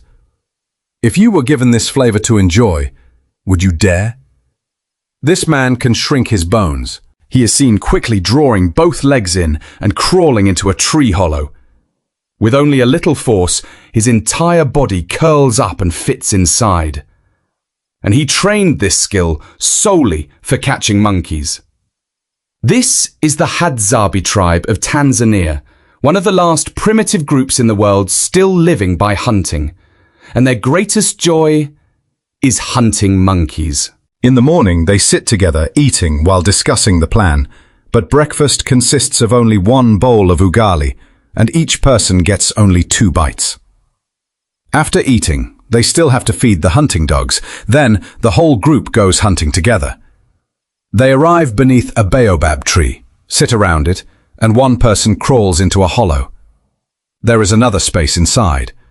Outside, his teammates continuously whistle. Immediately afterward, the man's painful screams ring out, but everyone is used to it and continues laughing and talking. A while later, he painfully crawls out. Not only did he fail to block the monkey, but his head is covered in bees. Fortunately, they discover honey. His teammates swat away the bees with their hands and take the honey. The bearded man holds up a piece of golden honey like yellow jade and looks at it. While he is introducing it, everyone behind keeps urging him on. As they prepare to rest, a hunting dog suddenly barks. The whole group grabs weapons and surrounds the bushes. The hunting dogs attack from both front and back. Before long, everyone stands in a line carrying trophies. There are animals large and small, and almost an entire nest has been captured cleanly. In addition, they discover monkey footprints. After analyzing the location, they hang their prey from their waists and continue onward. The man becomes extremely vigilant, whistling while searching everywhere with the others. They pick up a treasure from the ground, smell it, and follow the scent to determine the direction. The whole group quickly runs in one direction. The bearded man is scratched all over by thorns, but still does not stop because the prey is ahead. When he catches up, he sees everyone pointing to the other side of the cliff and speaking in their own language. It turns out the monkeys noticed the danger and ran to the other side of the valley. They try shouting to frighten them, but it is useless, and in the end, the prey still escapes. To catch them more accurately, the group decides to return, rest, and remake their weapons. At this point, the bearded man's back is badly scratched. The tribal men use stones to shape wood and peel bark, even using their teeth to tear away excess material. After repeated grinding and shaping, they create complete weapons and apply a special medicine to them. After discussing it, the brothers decide to launch a nighttime raid on the monkeys' camp. They roast the prey caught in the morning directly over the fire, while the bearded man receives only one tiny thigh. He carefully takes each bite, afraid that if he bites too hard it will be gone. The meat is tough and full of sinew. When night falls, it is also the right time to attack. The bearded man quickly equips himself and follows the Hadzabe forward. The men prepare stones and weapons that are easy to use, then continue moving. They lie in ambush in the darkness. In front of the bearded man there is only blackness. As time passes, suddenly piercing shrieks ring out everywhere. The Hadzabe have approached the monkeys and begun their operation. The bearded man does not dare move. His ears are filled with rapid, miserable cries. When he receives the attack signal and runs forward, he sees everyone ahead frantically throwing stones, while the monkeys panic, and the scene is extremely chaotic. Before long, everything falls silent again. They discover a wounded monkey in the forest, injured by the black man's weapon. One person lifts it up to inspect it, and then carries it on his back. That is one of today's trophies. At the same time, another person draws a bow and hits a target 50 meters away, making everyone cheer. But for safety, they wait until morning before looking for the wounded animal. They take hunting dogs back to yesterday's location, let the dogs smell around, and quickly pick up the trail. By the time the bearded man arrives, the prey has already collapsed. One hunting dog is also badly injured. They cut open the prey to inspect the amount of fat and look very satisfied. After tying it up, the black man does not forget to apply medicine and bandage the dog. The whole group carries the prey back, quickly skins it, and processes the internal organs. The meat is cut and placed into a basin. Everyone has a task and stays busy. The bandaged hunting dog lies quietly to one side, watching. The Hadzabe tribe is one of the last groups on Earth living by hunting. Because of their special survival method, finding food is becoming increasingly difficult, and the entire tribe has only a little more than 1,000 people left. Over time, their culture is also gradually disappearing. In addition, there is someone known as a master blowpipe shooter. He only needs to raise the tube and blow hard, and the poisoned dart inside can fly toward the monkey at a speed of about 180 kilometers per hour. The men around him are so tense that they do not dare make a sound. They are waiting for the poison on the dart to spread. Very quickly, the poisoned monkey falls from the tree. Clearly, the poison on the weapon has taken effect, and the wound is difficult to notice. Meanwhile, another monkey also falls. The two monkeys are equivalent to about 6 chickens, enough to feed the entire tribe for one meal. They proudly shoulder the prey and return. Before long, the children gather to enjoy this precious meal together. They are people of the Jia Hai tribe in Malaysia. Because there are many elephants in the area, farming is impossible. They cannot even store each day's food, otherwise large animals will attack. Therefore, every day the tribal men either hunt or prepare for hunting. Because they have to hunt large animals in the afternoon, before they even have time to eat, they go cut a tree to obtain a substance for hunting medicine. This plant has been used for thousands of years and contains a cardiac poison that can stop the heart. Just half a spoonful is enough to kill a person. They apply this substance to homemade bamboo darts, sharpen the bamboo into points, and coat them with just enough medicine that it does not affect flight speed. Once prepared, they go hunting for a heavily armored animal regarded as the master of defense. The question is whether their weapon can penetrate that protective layer or whether they themselves will become prey. One person pulls out a porcupine quill, spits on it to clean it, and sticks it into his nose as decoration. Just before this, they had risked their lives chasing wild boars while searching for signs in the grass. Everyone stays silent, afraid of alerting the opponent. The group leader discovers footprints and earns everyone's admiration. They lie down to analyze the direction of travel and quickly determine that the prey is nearby. At the same time, a porcupine is also close, so they have to act fast and find its burrow. They sharpen bamboo sticks and discuss how to catch it. Following the signs, they find a complex burrow up to 18 meters long with many entrances and exits. Everyone has to block all the openings. The experienced people are very cautious because of the animal's fighting ability. They seal the other openings with leaves, then burn dry leaves to make smoke and send it into the burrow to force the animal out. Another person waits at the entrance. When the smoke rises, the animal is about to appear. In his impatience, one man bends down to look, and suddenly the porcupine charges out. He immediately uses a tool to pin it down, then increases the force and catches it within only a few seconds. But there is still movement inside. Another person reaches in with his hand and pulls out one more animal. These 2 porcupines provide about 30 kilograms of meat, enough for the whole tribe. Besides the meat, porcupine quills are also used as nose decorations. They then carry the prey home. Although they have caught it, the hunt is not over. Next, they use a poison fishing method. They crush branches and put them into the stream, creating white foam to catch fish. It may sound hard to eat, but it is a favorite dish of the Gi tribe. 80% of their food comes from meat and fish, so hunting and fishing are daily activities. The hunters, who have just caught monkeys and wild boars, do not rest. Instead, they take a bamboo raft downstream, carrying no net or fishing rod, only wood. They pound the plant to obtain rotenol. This natural poison exists in at least 68 plant species. It prevents cells from absorbing oxygen, causing fish to suffocate and float to the surface. This makes them easy to catch. They work the wood in the water as if washing clothes to release the poison. Poisonous foam quickly forms.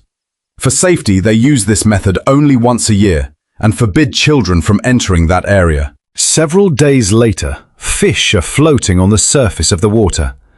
This also means harvest time has arrived. They easily pick up fish large and small from the water. This is an important nutritional supplement for them. Before long, everyone returns carrying a full load of fish. Another lavish feast awaits them. The tribe now has very few people, but they still rely on traditional skills to survive to this day. Although the forest is filled with danger, it is also this place that provides them shelter and food. The men are working together. 2 men choose a strong cow and move forward to hold its legs tightly, limiting its movement. They then tie a mysterious object around its neck. Next, they point a tool toward the cow's neck. Before long, the cow lets out a cry of pain, but they focus only on using containers to catch the liquid flowing from the wound. The liquid sprays out like a spring. Dried gourds are continuously swapped in, while someone behind holds the tail so the cow cannot move. When they are finished, they smear mud onto the wound and then drink the liquid directly without hesitation. This is the Maasai tribe of Tanzania, the traditional homeland of the Maasai people. They are semi-nomadic warriors who live on milk, meat, and blood. Their breakfast begins with dairy cattle. Even children are already accustomed to drinking this liquid. At this moment, the bearded young man looks rather tense because someone is forcing him to share breakfast. The man explains that this liquid is not only a staple food, but also one of the important drinks that gives them strength to confront prey and can even make lions turn around and run away. Taking a deep breath, he tilts his head back and drinks a large mouthful, his pounding heartbeat showing his nervousness. The drink has a smoky smell and tastes like a thick liquid. After staying for 1 day, he will go to the next tribe. But before he leaves, the Maasai prepare a high-quality dinner for them, a goat that has already been processed.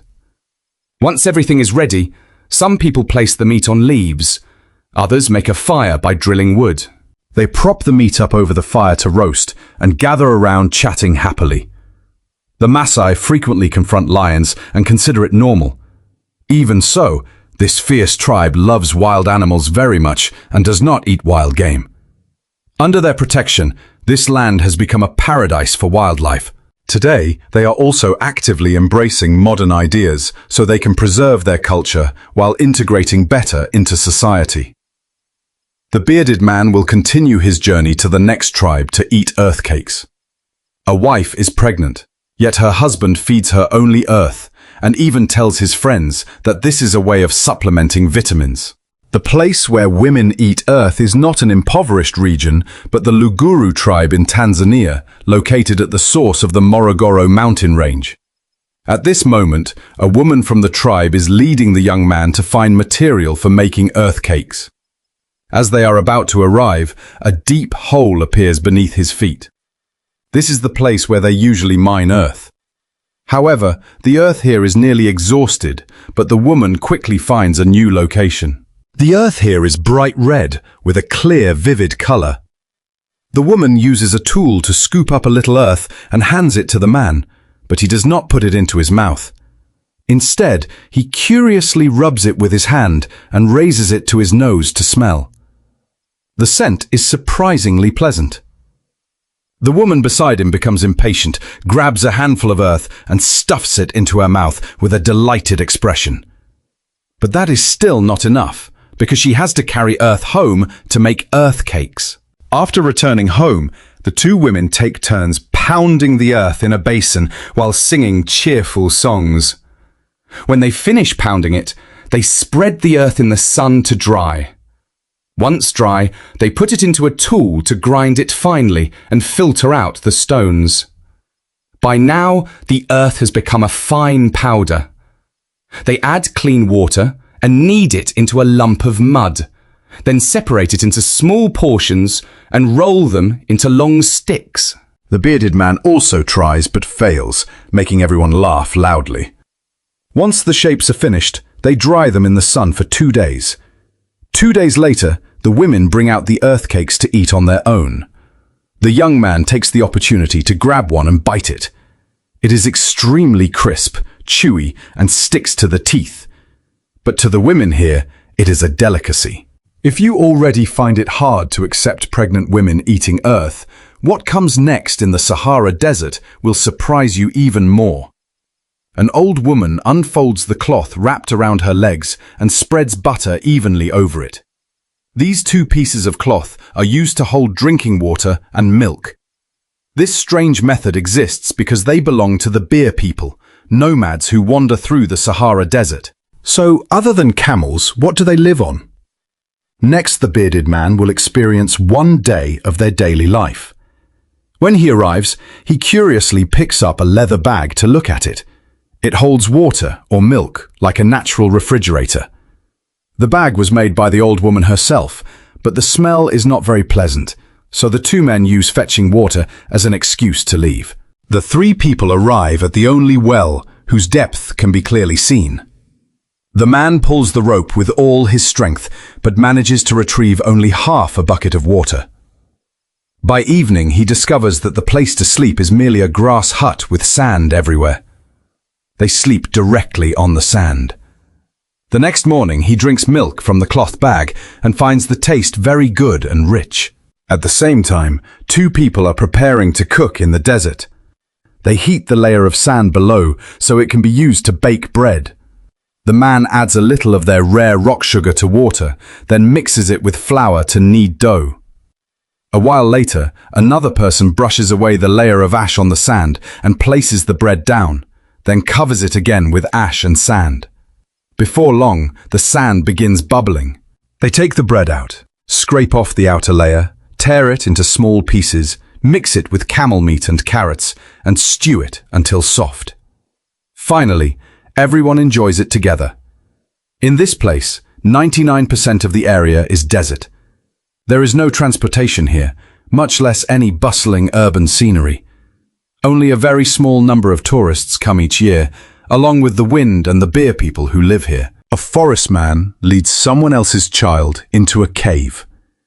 Inside are piles of bones and skins from different animals. There is even the shape of a gigantic animal head on the cave ceiling. Someone is always patrolling outside. This man is the leader of the Gyap tribe, the last primitive tribe on Earth living by hunting, with a total population of fewer than 2,000 people. The men gather outside the cave, preparing to hunt porcupines and monkeys. To ensure they can catch prey, they discuss the plan while selecting suitable tools. Before long, a group sets out with hunting dogs. The Indian man follows closely behind, so he does not miss any detail. Suddenly, the 2 people in front raise their weapons after discovering prey about 10 meters away. They attack, but nearly miss, then continue searching for the honey badger without overlooking any corner. Suddenly, everyone runs in one direction because the hunting dogs have detected a sign. But by the time they arrive, the area is already empty. During the process, they discover antelope tracks and chase after them. But when they return, they bring back only 2 donkeys, with no antelope or honey badger. Even so, they are not disappointed at all. Instead, they happily stare at a tree as if they have discovered treasure. Two people press their mouths against the trunk and reach their hands inside, quickly pulling out a black lump, only to immediately stuff it back in. So besides prey, what else can make them this excited? The man breaks away the final section of the tree core, revealing golden seeds inside, then puts them into his mouth and sucks them. His expression is as though he is enjoying one of the world's great delicacies. His companions quickly join in, digging out the tree core and putting it into their mouths. If anyone knows what they are eating, you can write the answer in the comments. The Indian man beside them also tastes it. The flavor is sweet with a slight astringency. While they are enjoying it, another person goes hunting. He raises his bow high, suddenly shoots and hits the prey, then carries it back. It is a locally prized species of crested chicken. Several black men bring out a book and compare it. Seeing color images for the first time makes them extremely excited. However, some of the Hadzabe remain very persistent with the tree. The core has been hollowed out completely, leaving only a little yellow material inside. It turns out to be a beehive. One person smears honey onto the Indian man's hand. Urged by everyone, he licks it and finds the taste unexpectedly delicious. But they still have not forgotten the mission of catching the honey badger and the monkey monitoring mission. They plan to rest for a while, but very soon several people discover the tracks of the target animal. They follow the footprints forward with the help of the hunting dogs. They quickly discover prey in a tree.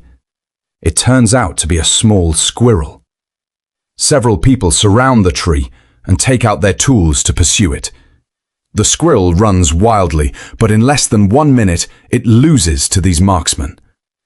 Before they even have time to celebrate, the group discovers honey badger tracks again. The man begins catching the honey badger.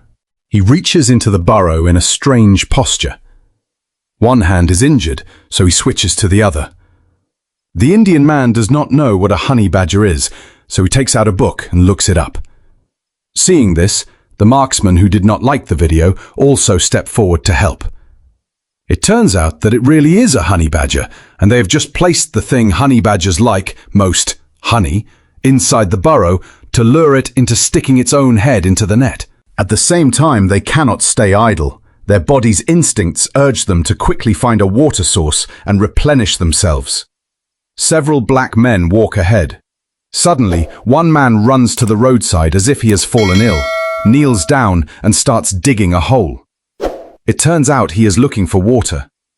When he turns around, his companions are also kneeling and continuously stirring the ground. Just when it seems they will get nothing, several hunting dogs rush over, competing with one another, and surround a hole to drink water. Muddy water also gradually gathers in the hole they have just dug, but it cannot be drunk. Because they have been unable to find drinking water for so long, the Indian man decides to help. Before long, clear water appears in the hole. One black man cannot restrain himself and sticks his head in to drink, looking as though he wants to bury himself alive. The Indian man beside him imitates him. After drinking, everyone gathers together.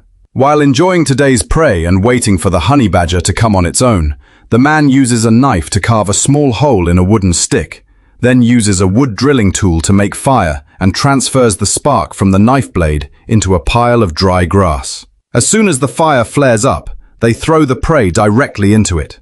Before long, several people begin gnawing and eating. The Indian man, who has worked hard all day, is also given a little squirrel meat. Although the Hadzabe are the last tribe on earth living by hunting and gathering, they still send their children to local schools to receive a modern education, hoping that in the future they can integrate into society more successfully. This modern man looks as if he has traveled through time into a primitive tribe, as he helps tribal people make fire by drilling wood. When they see the flame, they excitedly make strange cries. That is their language. In reality, the man has not traveled through time at all. The place he is in is the Hadzabe tribe in northern Tanzania. They are one of the last groups on Earth still living mainly by hunting and gathering. Their eating habits are also almost primitive, And today our bearded man will experience natural cuisine, primitive hunting, and the way they catch monkeys. This hunt will include 4 Hadzabe people and 12 hunting dogs. People and dogs race madly through the wilderness following signs. Although the target is monkeys, they do not pass up prey they encounter along the way. The bearded man follows excitedly. As soon as the view becomes clear, he sees someone raise a tool, aim at the top of a tree, and strike hard. Before long, a dark shape falls straight down. The man retrieves his tool. After searching everywhere, they finally find the prey. Does anyone know what this cute little animal is? You can write the answer in the comments. Immediately afterward, they drag the bearded man away to work as a coolie, beautifully describing it as training survival skills. But this group does not eat the prey and instead continues onward. His fire-making work becomes useless. The scene changes to several men surrounding an animal. Before long, 3 men each hold one of its legs so it cannot move. Looking carefully, it is a small deer that is nearly fully grown.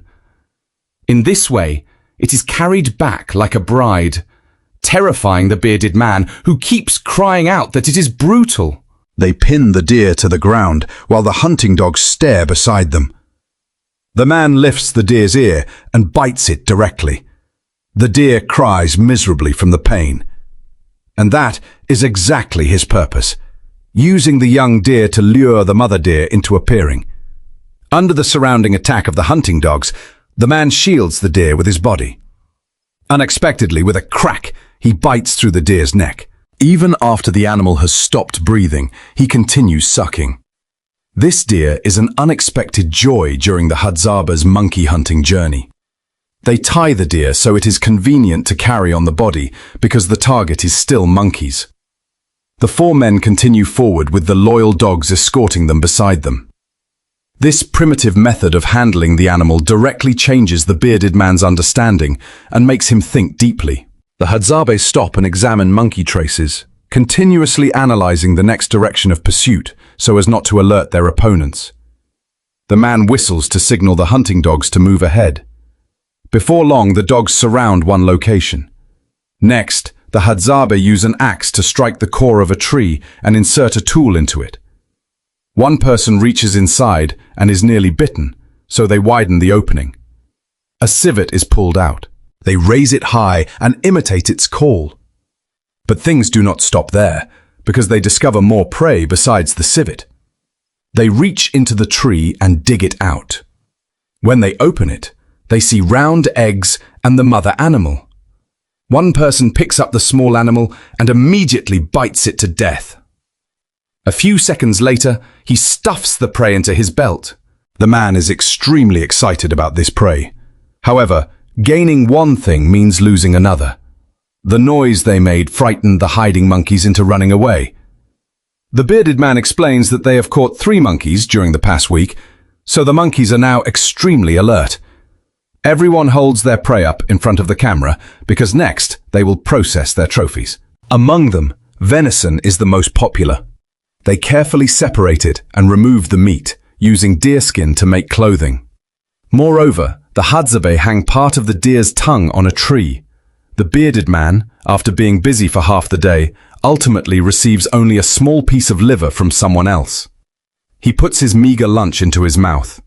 The taste is not bad, but it has a metallic flavor, like rusted iron. After eating, they continue on their way to catch monkeys, so they can sit and watch once. The people of the tribe have agreed to wait for the whole hunting group. When they arrive, all the Hadzabe are ready. Clearly, they have been searching for a while. Next, they will officially raid the monkeys' gathering place. Before that, they decide to eat the prey to replenish their strength. One person carries a torch and climbs a tree, while another stands below to assist. He takes the torch and inserts it somewhere, then uses an axe to chop repeatedly and remove excess branches. Branches fall, but the axe keeps going. Does anyone know what he is looking for? Before long, the man digs something out from inside and throws it down to the person below. The person catches it and, without processing it at all, starts chewing immediately. The people in the tree pull out sections of honeycomb, one after another. Their bodies seem to have become accustomed to being stung. Bee stings are insignificant to them. Next comes the celebration. Everyone breaks off a piece of honeycomb and puts it into their mouth, but they eat only the liquid and honey inside. The bearded man picks one up and sees that there are even larvae and eggs. He gives an awkward smile and puts it into his mouth. After taking a bite, he discovers that there is no honey inside at all, only baby bees. Realizing this makes his stomach churn. The others, meanwhile, continue eating happily, not because of deprivation, but because bees are one of the foods they genuinely love. After eating, they continue the search. When thirsty, they lower their heads and drink directly from the river. At last, their hard work is rewarded when they discover monkey footprints. They are very close. Suddenly, a shout rings out. Everyone starts running wildly and making threatening noises. By the time the bearded man's hands are covered in blood, the group ahead has also stopped.